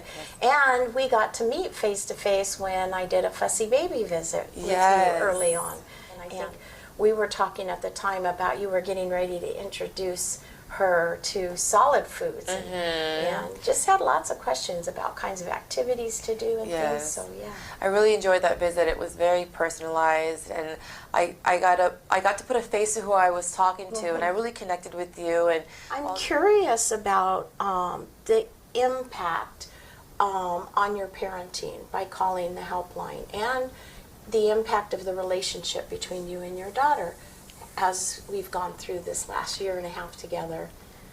Well, I definitely feel more empowered connecting with you. You're like my baby whisperers, right? You're like my go-to secret resource for anything and everything. And anytime, I have a question or even a thought, you guys are there to help me like break it down. And you're always sending me resources and books and research links, and this is the kind of feedback I love, and I've definitely grown as a parent and I can see it, and I still have a lot more to grow into, but I'm very confident with having this resource that I can do so.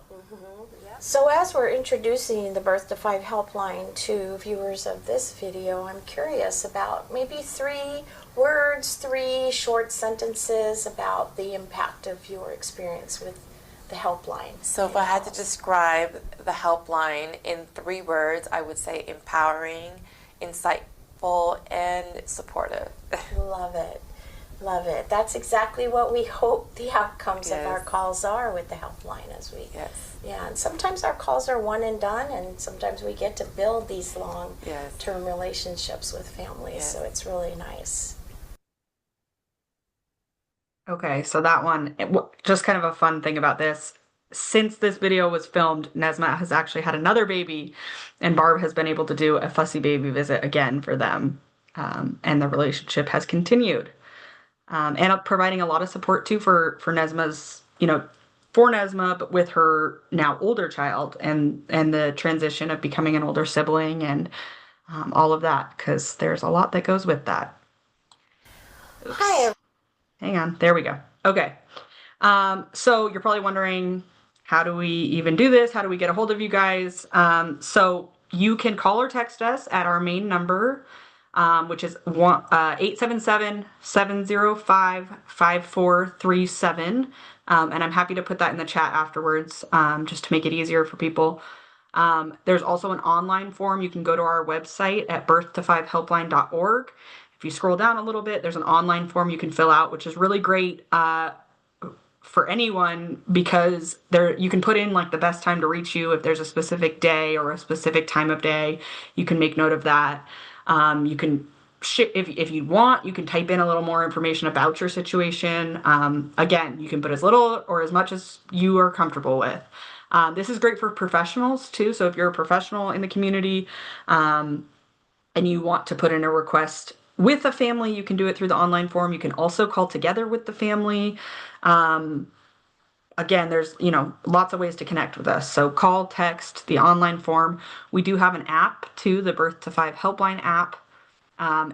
Really, that's just a way, it looks exactly like this photo I've got here for you. You can what it does is that you can call directly from there, you can text directly from there, email directly from there, or visit the website from there. So not a necessity, but just an easy way to have that available depending on how you want to connect. As a professional, I think that's a really nice way to have it, is the app. That way you can ask the family what they prefer and then go that route. We are a helpline, not a hotline, we always say. So we're not 24/7. We are Monday through Friday, 8 a.m. to 8 p.m. One of the great things, like we talked about earlier, since our calls are not timed, that means we don't always get every single call live. We do our best to get live calls because we understand that people are calling in the moment and they are looking for that support in the moment. But if we're on another call, we don't have call waiting. We don't know that another call is coming in. So please, if you do get our voicemail, please leave us a message with your name and contact information and a good time to reach you back. We will call you back. We say 2 business days, but oh my gosh, it's almost always within that same day. Unless it's late in the evening, then it'll be the next day. But we are really, really work to get back to people as quickly as possible. A lot of times we'll call somebody back, 10, 20 minutes later, and they'll say, oh gosh, I didn't expect anybody to actually call me back. So we will call you back. So I am going to pass it over to Amy, who's going to talk a little bit about our AZ Steps program, which is another program part of Southwest Human Development. And then depending on if we have time for questions afterwards, we might have some time. And if not, I will be available in the one-on-one sessions this afternoon too. Okay. And I do believe I saw Amy earlier. I think you're here. Hello, Hi, I'm Amy. here. Hi. Okay. Let me get to your slide. Sorry. There we go. Thank you. Hi, I'm Amy Robinson. I'm from the AZ Steps program. I'm one of the resource consultants. AZ Steps is a statewide preschool suspension and expulsion prevention program. But we cover ages 0 to 12 as long as they're in a DES funded childcare program, preschool program, after school program. And sometimes we get referrals from providers who do not accept DES funding, and that's okay. We have a different process for them, but we still are able to support those sites. So we have a training and technical assistance team for childcare providers. We offer on-site and virtual training and technical assistance on any topic related to child development, challenging behaviors, classroom management, family engagement. And we also, the biggest resource that we have is a multidisciplinary team of resource consultants. We have consultants specializing in inclusion, early childhood mental health, and we basically get requests for support from parents, childcare directors, teachers, DCS case managers. Anyone can make a request for support. We go into the childcare program and we support the teacher with strategies on challenging behaviors, how to do some, sensory activities with a child, how to help increase communication. The goal is always to foster social emotional skills, promote family engagement, and help teachers just manage challenging behaviors or challenging routines in the classroom to prevent suspension and expulsion. So preventing children from getting sent home early or getting sent to the office, things like that. We also collaborate with other programs like Birth to Five Helpline. If the childcare program has Quality First coaching or some other type of consultant coming in, we try to collaborate with them as well so that we can all be on the same page. Maybe our team is focusing on one child, but maybe the SMART support or Quality First coach is focused on the whole classroom. So we do a lot of collaboration with those programs. And the other support that we offer is for families. So let's say the childcare director makes a request for support for the teacher for the 2-year-old classroom, for a child in the 2-year-old classroom. We go in and start working with the teacher and observe the child. And the teacher's like, I'm kind of concerned about language development or something else. We will work with the family on providing that information for them, helping them get to the support that they need, whether they need evaluations or other kinds of services, and really just walking through with that family how to get the support that they need and hearing their voice as well. I think that's it. Our contact information is on the slide. You can make a request, like I said, parents, directors, teachers, anyone can make a request. If you're a childcare provider and you want training, you can contact our training department through that email, and we can get connected. We can get you connected to who you need to get connected to. Amy, can I ask you a quick question? Just because I know this is so, like, the daycare and the childcare piece seem to be the critical bottleneck for so many families to being able to get, that care for their child, a break for themselves, or even allowing them to re-enter the workforce because it's hard for families to work and have a good child care center. So I'm just wondering if we have a lot of parents who are like, wow, I have experienced a lot of suspensions and a lot of expulsions, and I'm kind of like burnt out of trying for daycare and childcare. I mean, what are some of the turnarounds that you've seen in some of these caregiving organizations, daycare centers that you've worked with in terms of them, really embracing our community once they get the proper trainings and supports that they need? What does that look like? What does that feel like when that happens? Yeah, for sure. I mean, I think sometimes childcare teachers and directors are not always equipped with the tools that they need to even manage a classroom. Maybe they've taken a few college courses, and maybe have taken a few trainings, but we really try to go in and help them with just not reinventing the wheel, but just saying like, hey, here's a strategy that could work in calming the environment of your classroom. Or here are some ways to help get those like sensory needs met, or you have a classroom full of boys and they just need to do more physical activity. And so sometimes it's kind of pointing out like things that they're already doing that maybe they could improve on or do more of, like, hey, now it's nice outside, let's spend some more time outside and see if we can do some of those activities outdoors. And I think that's also where the collaborations come in with other consultants that are in the program, because we can kind of tag team and say, you're going to focus on classroom management. I'll focus on helping this family find resources. Maybe someone else is helping the director with leadership skills or family engagement skills. So it's kind of nice how we all work together. There's a lot of success stories. Sometimes it's not that teachers don't want to help the child, it's they don't know how to. And so we can come in and kind of help strengthen the relationship with the child, because if we think about it, this is all relationship based work. And then help the teacher themselves identify their own strengths, because sometimes it's just a matter of like, I'm 20 years old and I've never done this before. And so how do we boost their confidence so that they can engage in the activities with the child?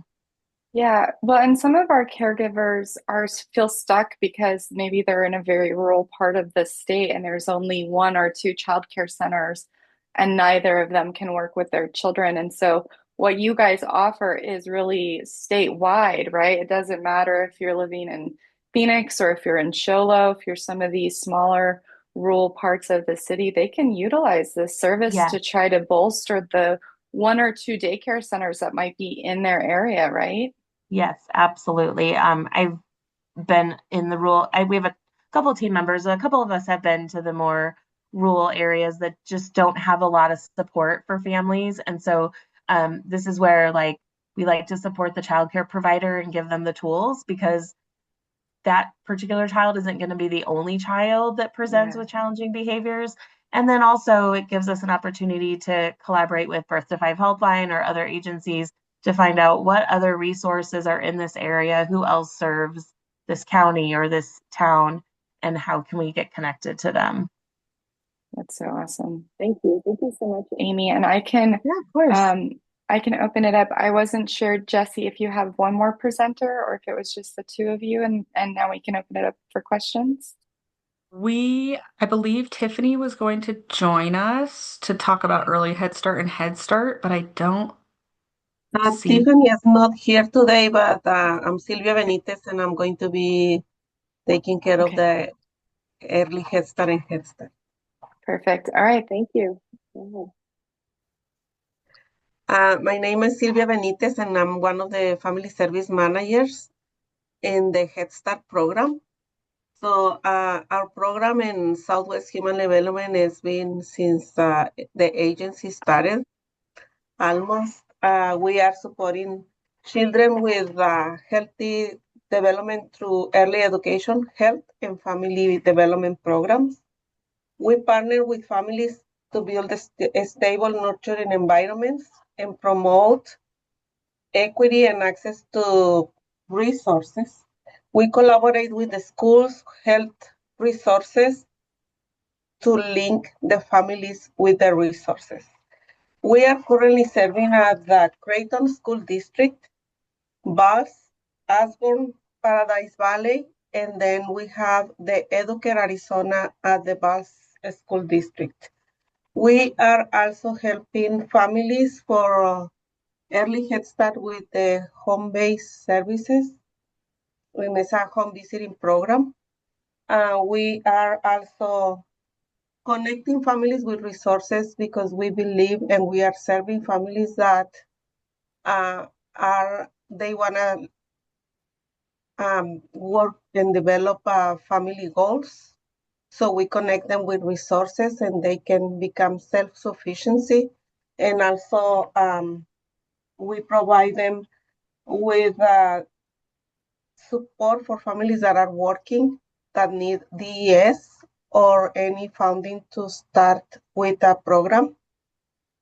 We have at least one early and preschool service at every of the 5 school districts that we are serving with extended day for working families.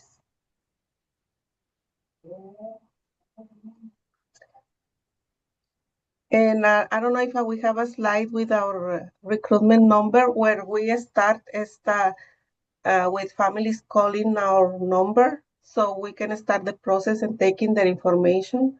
we also take an application where families are going to be meeting with a family support specialist.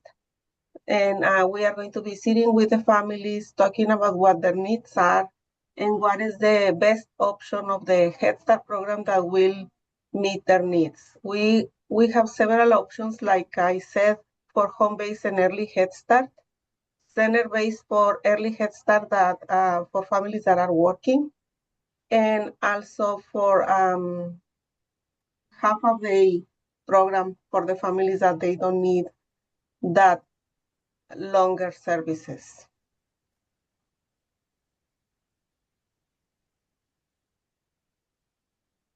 I don't know, Jesse, if you have the slide with the Head Start number, the line. This was all Tiffany sent me, but I'm happy to we can share it in the chat maybe. That way families can have it. Okay, I'm going to. If you might. Yes. Thank you. Thank you.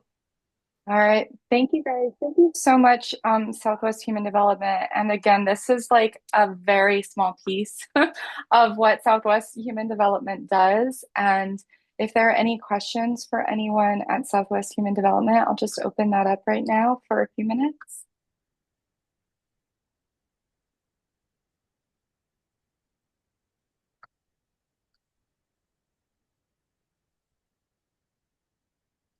All right, hearing none. So thank you guys so much. And members from Southwest Human Development are also going to remain during that connection time and are going to be able to help families privately in breakout rooms. So thank you so much. Thank you for being here. Really, really appreciate it. Okay, great. Thank you. And then our last presenter today is Lindsay Brown. I see that Lindsay is here.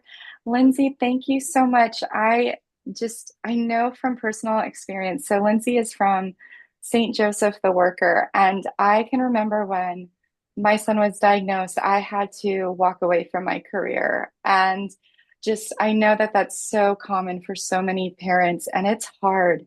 It's really hard sometimes to figure out how to get back into the workforce and how to have employment with a disabled child, right? And so Lindsay and I had like the best conversation the other day, and I was completely overwhelmed by the amount of resources that they have at St. Joseph the Worker and the connections that they have with other organizations in the Valley to help get you employed. So I know that for some of us, we're going to start looking for new employment opportunities soon.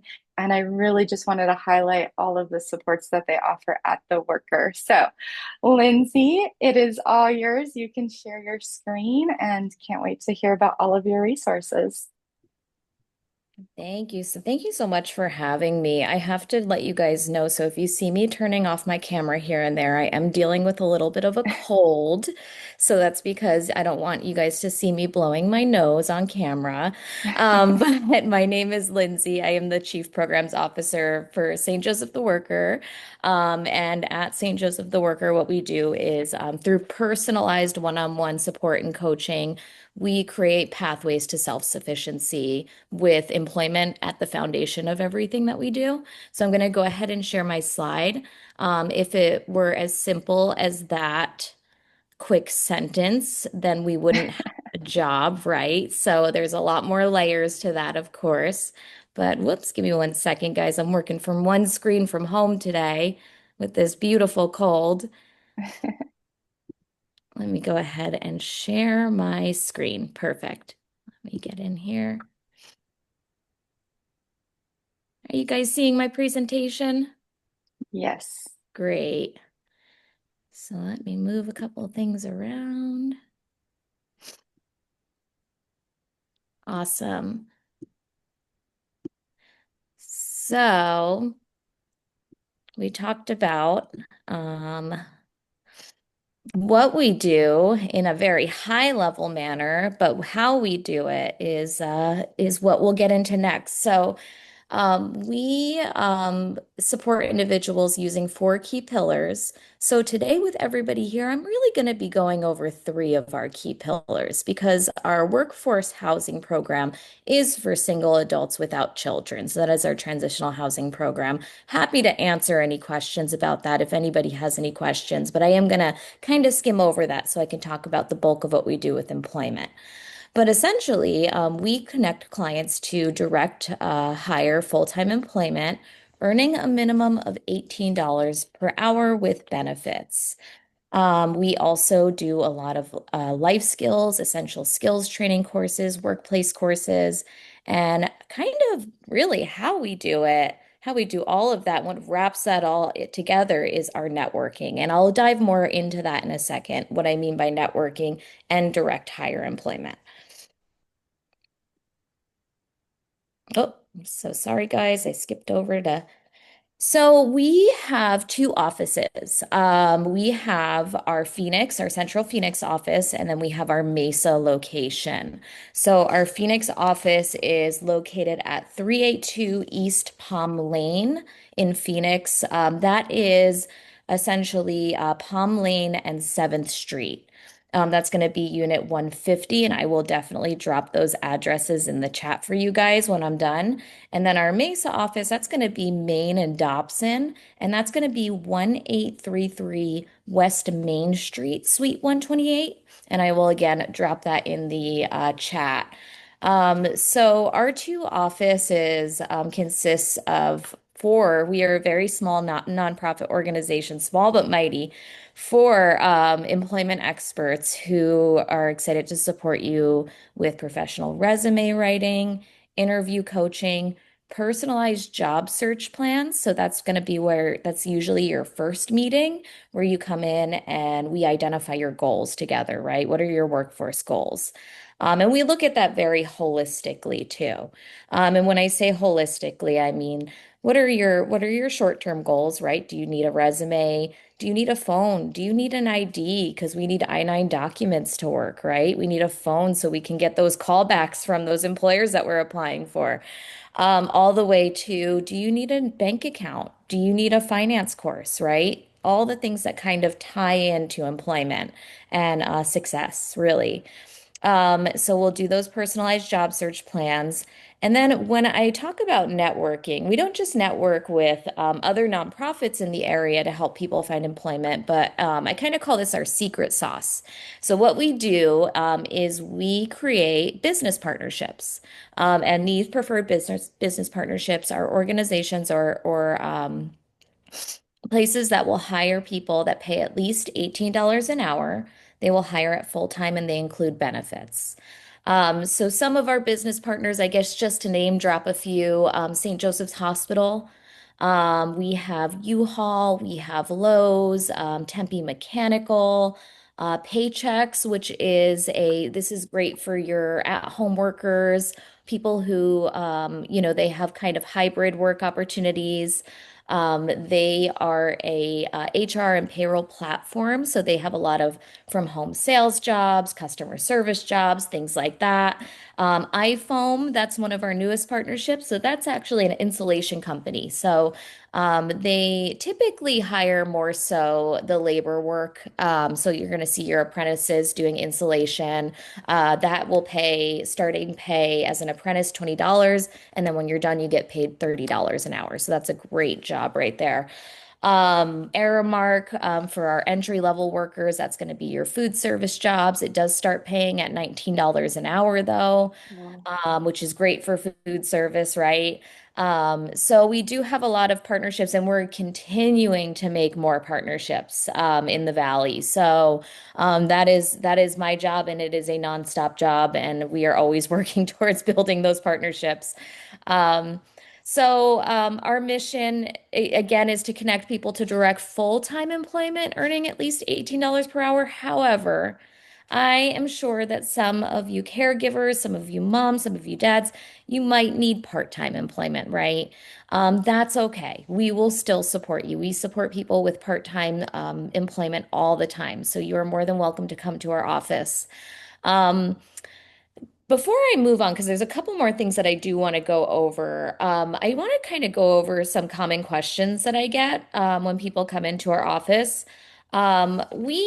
So some of the common questions is, do I get to work with the same workforce expert throughout my journey, and will you guys follow me? And the answer is yes, absolutely. We encourage it. So when you come into our office for the first time, you will get assigned a workforce expert, and that workforce expert is going to be with you through your entire journey. They're going to do your goal setting with you. They're going to do your resume with you. They're going to be following up on you. Um, and you can come in and you get to check in with them and you can get make appointments with them. Another question that we always get is how do we access services? Well, we like to be very low barrier to entry, right? So the first time that you come in, you can just come in as a walk-in. So our office is open between 9 and 4 p.m. You come in as a walk-in, you check in and you get started.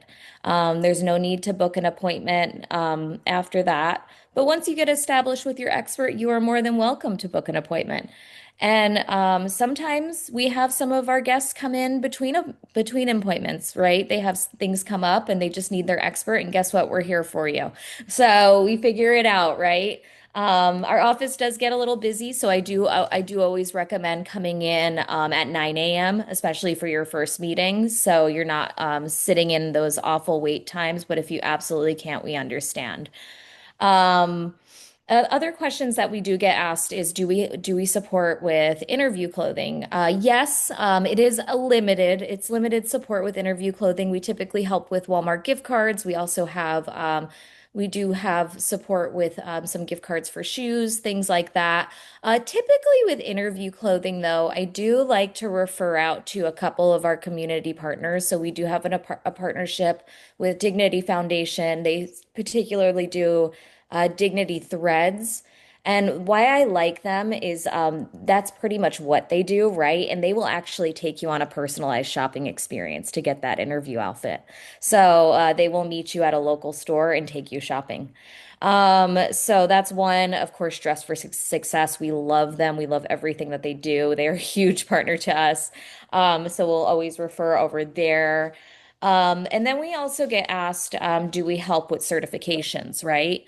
Yeah, typically we do. We've helped typically if you're a job seeker, it just kind of depends. We're a small nonprofit, funding is always kind of ebbing and flowing. But things that we can help with is that food handler's card. We've helped with the fingerprint clearance card and purchasing that for individuals once they get their job. And other things might be things that they need for MVD or little things for our truck drivers. But we get creative, right? So we kind of figure it out with you. Do we help with transportation? So we do have limited support for transportation. Most of our funding does go towards buses, public transportation. So we do help with bus passes during the time of your job search. And then once you get employment, we help you get through a full month worth of work. When it comes to people who have vehicles, our gas support is limited, but we do help with limited QT gas cards. So we can help with that. And then once you get a job, we do help with a $30 QT gas card to kind of get you going through your first couple of weeks. We also have support with workplace uniforms. So again, once you get a job, if you need a uniform, or in other cases, tools, right? We have helped with tools. So those are some of the things that we are able to directly help with. But I also want to talk about, let me see what's next. We're going to skip over housing, you guys. I want to talk about our life skills classes. We have a couple exciting ones coming up too. But and I'm happy to invite anybody. So we do have a personal finance 101 and a food budgeting and meal planning course. Now those courses are done together because they kind of tie in together. And we hold them every second Saturday of the month at 10 a.m. at our Phoenix location. So it typically runs between 10 a.m. and 12 p.m. And we will do our Finance 101, where you're going to learn about the 50/30/20 budget model. And that is 50% for your needs, 30% for your wants, 20% for your savings. And we teach you how to get there. We're going to talk about understanding your credit scores. navigating debt reduction, and saving strategies. And we actually even go into, which I think, which is kind of unique about our Finance 101. Our controller Patrona does this, so we've built this out ourselves, and we actually go into how to negotiate your debts a little bit. So, which is a really important tool to have. Our food budgeting and meal planning course is going to talk about creating a food budget that keeps each meal under $5 per person. One of our guys who took our food budgeting course, I just found out yesterday, he figured out how to keep each of his meals at $2 and under. So he wanted to challenge our course. I thought that was so funny. But I talked with him yesterday and he showed me all the math and how he did it. It was really cool. Smart grocery shopping, right? Meal planning ideas. And then we're going to include some tech tools on how to save money and how to plan. So that's a great course. We do have a little incentive if you do go to this course. So I hate to say it out loud, but we love having people come. So I don't care if you're coming for the incentive. I always say, bring the body and the mind will follow, right? We do, at the end of the course, we do give you a $50 Kroger gift card. So for fries.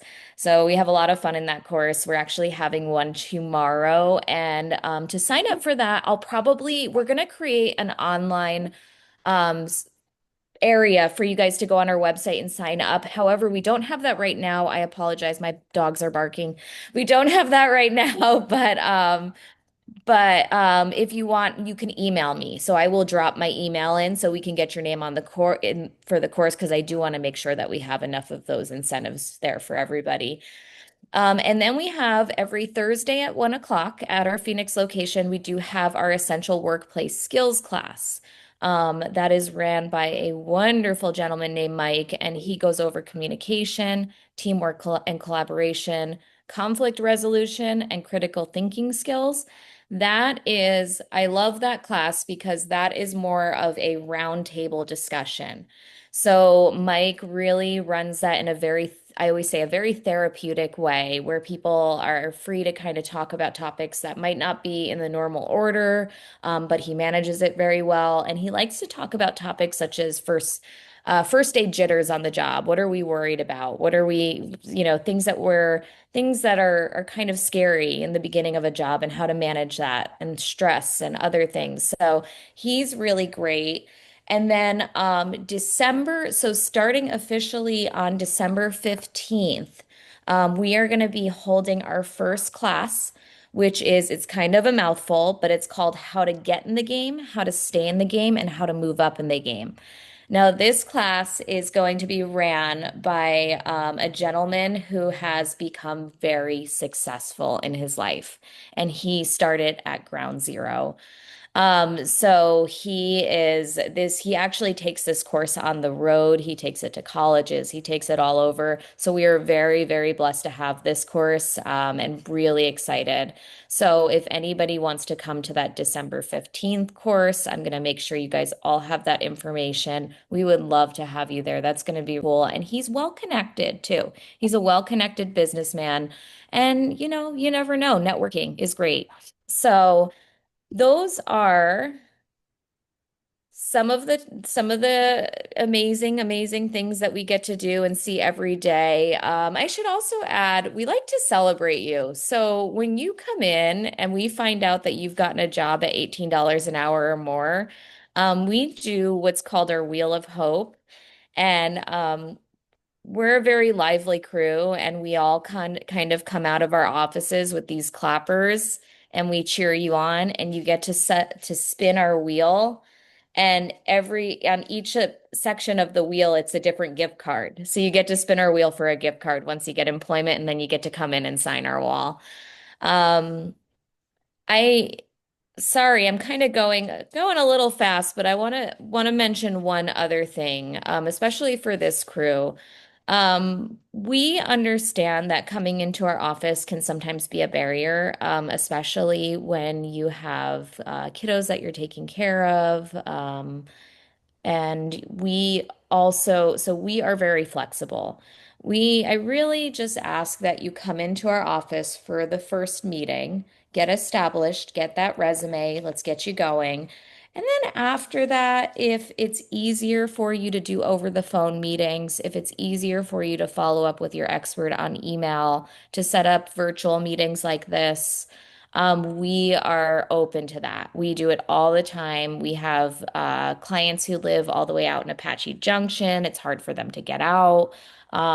They will do their 10 a.m. phone meeting every Tuesday with Diego, So we do offer that. And then at each office, we do have Spanish speakers. So that is also important. So we do have our Spanish speakers at both offices. Um, Other than that, is there any questions for me?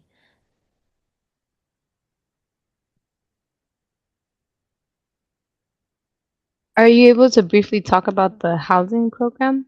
Yeah, let's go back. No, absolutely. So we have a workforce transitional housing program is a 90-day program for individuals who are employed. Typically, we do stick with the $18 an hour mark, just because it's such a short program. We want to make sure that the people entering are successful and that we're always setting people up for success. So if somebody can't, we're, worried that they might not be able to make it through the program, we would make a best fit referral somewhere else. So typically, again, $18 an hour. Have we worked with people at maybe 17? Absolutely, we have. We figured it out, right? But what you do in that program, so there's three basic expectations in that program. So individuals will save at least 80% of their income for housing. Um, we've worked with that too, as long as you can save 5,000 when you're done. They will meet with their housing expert on a weekly basis. And they will actually, our housing program, they do have to attend our Finance 101 and meal planning course. So that is a requirement for them. So those are the three basic major requirements, right? Besides being a good resident, keeping the place clean, going to work. Um, it is independent living. So they are run out of apartments. So we have apartments in West Phoenix, Central Phoenix, and then out in Tempe. So it's a shared apart. So actually, I think I'm trying to see which one is that in that.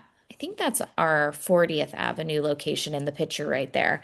Um, so they do share, it's a two-bedroom apartment, so they do share an apartment with one other person, but they do get their own room. So you are just sharing your common space with that other person.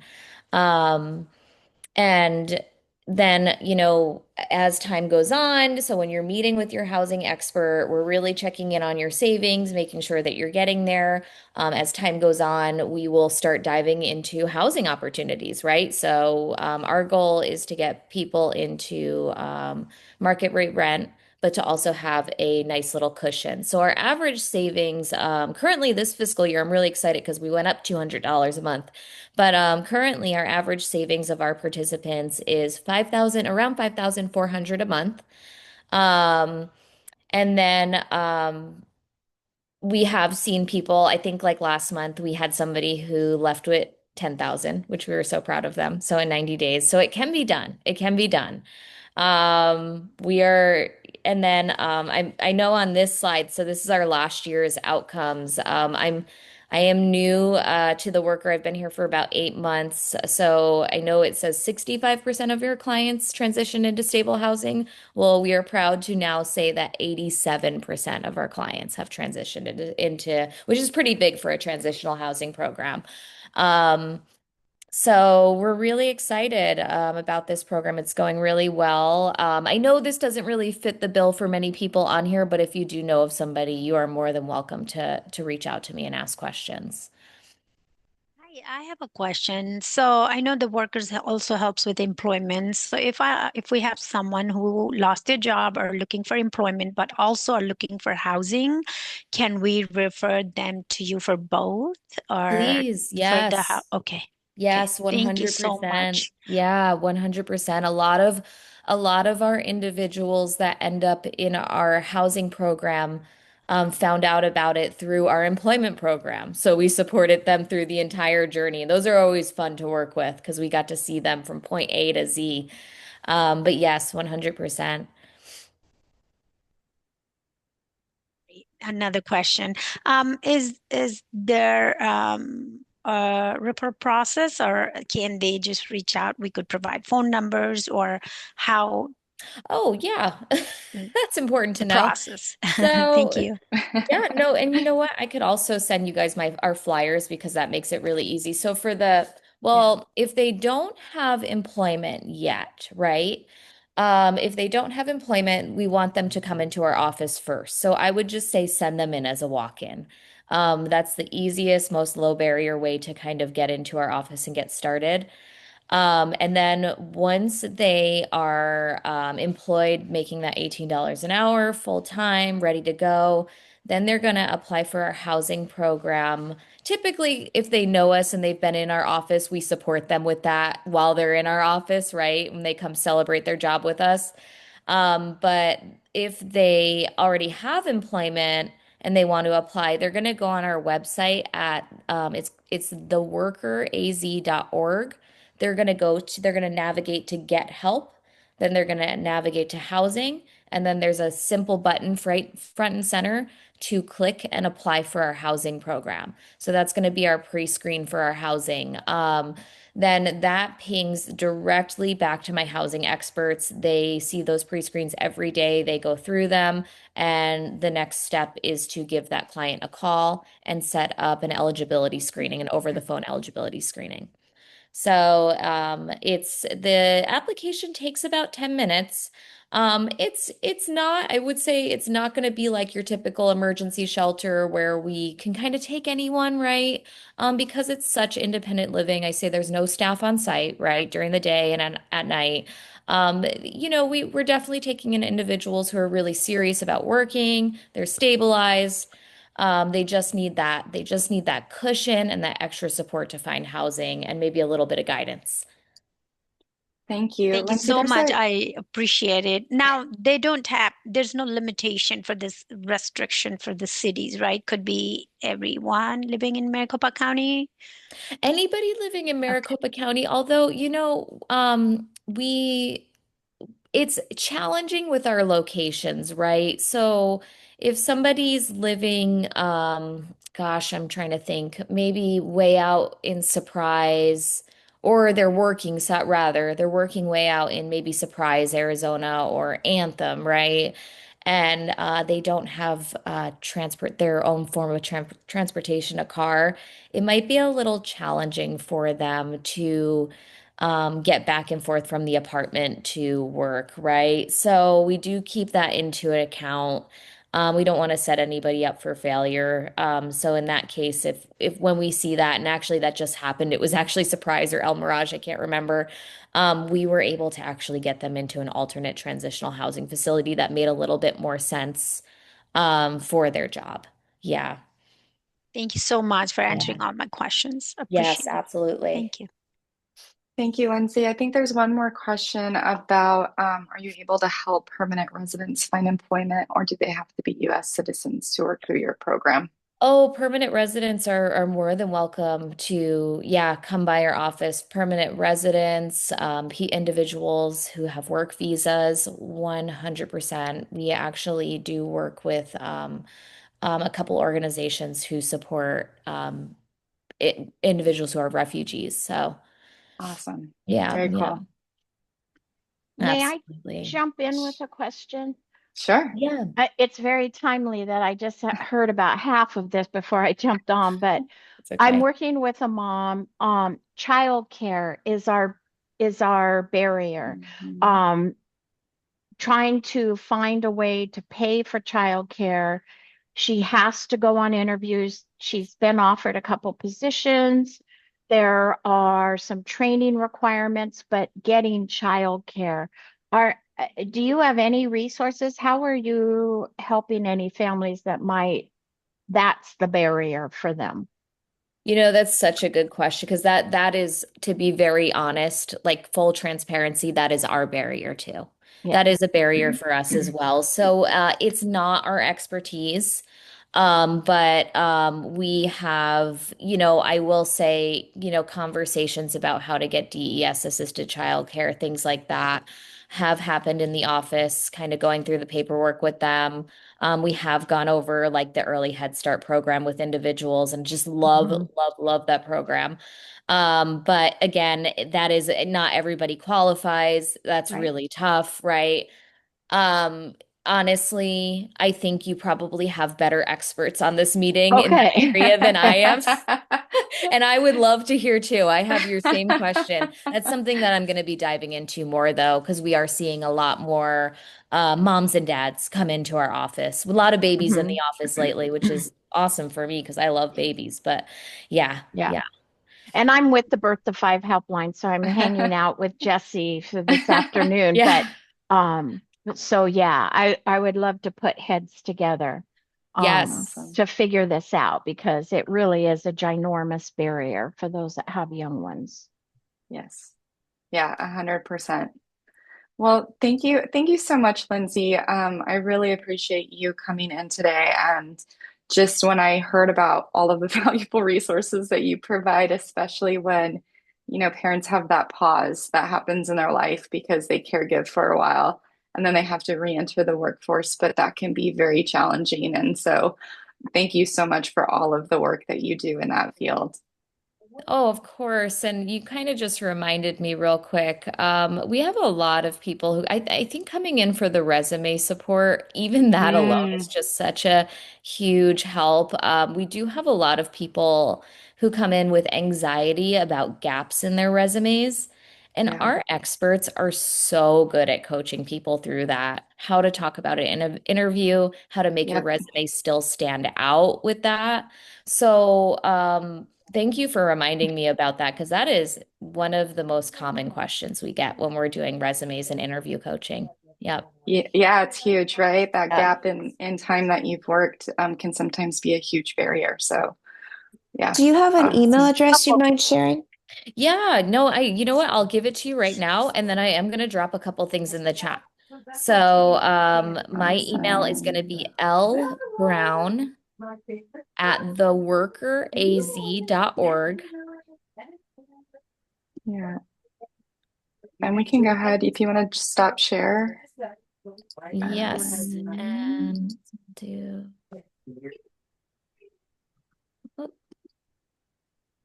And oh, I got to get back in here. Let me see. Stop share. There we go. I know, right? When you're used to working with like 500 Yeah. screens and you go to one, it's I, I, difficult. I have a quick question. Sure. You mentioned something about budget, food budget, class offering. I definitely need that. Me too. I mean, I'm spending way a lot in groceries every week. Tremendous. And so, I mean, that would be awesome. We would love to have you, Martha. Yeah, Are you all right, so we actually have it tomorrow. I can jump in at what time? It's 10 a.m. at our Phoenix location, Okay, and I what can is, get you on the list. oh, please do. Yes, I would love that. Okay, I'll let our team know. So it's 10 a.m. So what comes with that food budgeting course is the Finance 101 course. That's fine. So it's going to roll in Finance 101 10 a.m. to 11, food budgeting 11 to 12. Okay, that's great. Yeah, I yeah. can do, I need it. I'm serious. We would love to have you. So Martha, I'm going to put you on our list. Okay, and I probably will tell somebody else and bring them with me because Awesome. they need it too. Love it. 100%. I'll put Martha and guest. Okay. And what's the address tomorrow? That's gonna be our 382 East Palm Lane, and that's Um, gonna be Unit 50, Phoenix. I'm sorry, Unit 150, Phoenix 85004. And it's a nice intimate class. There's typically about 10, maybe 10 to 15 individuals at a time. Okay. So you get opportunity to get involved and ask questions. So Good. yeah, we'd love to have you. We would love to have you.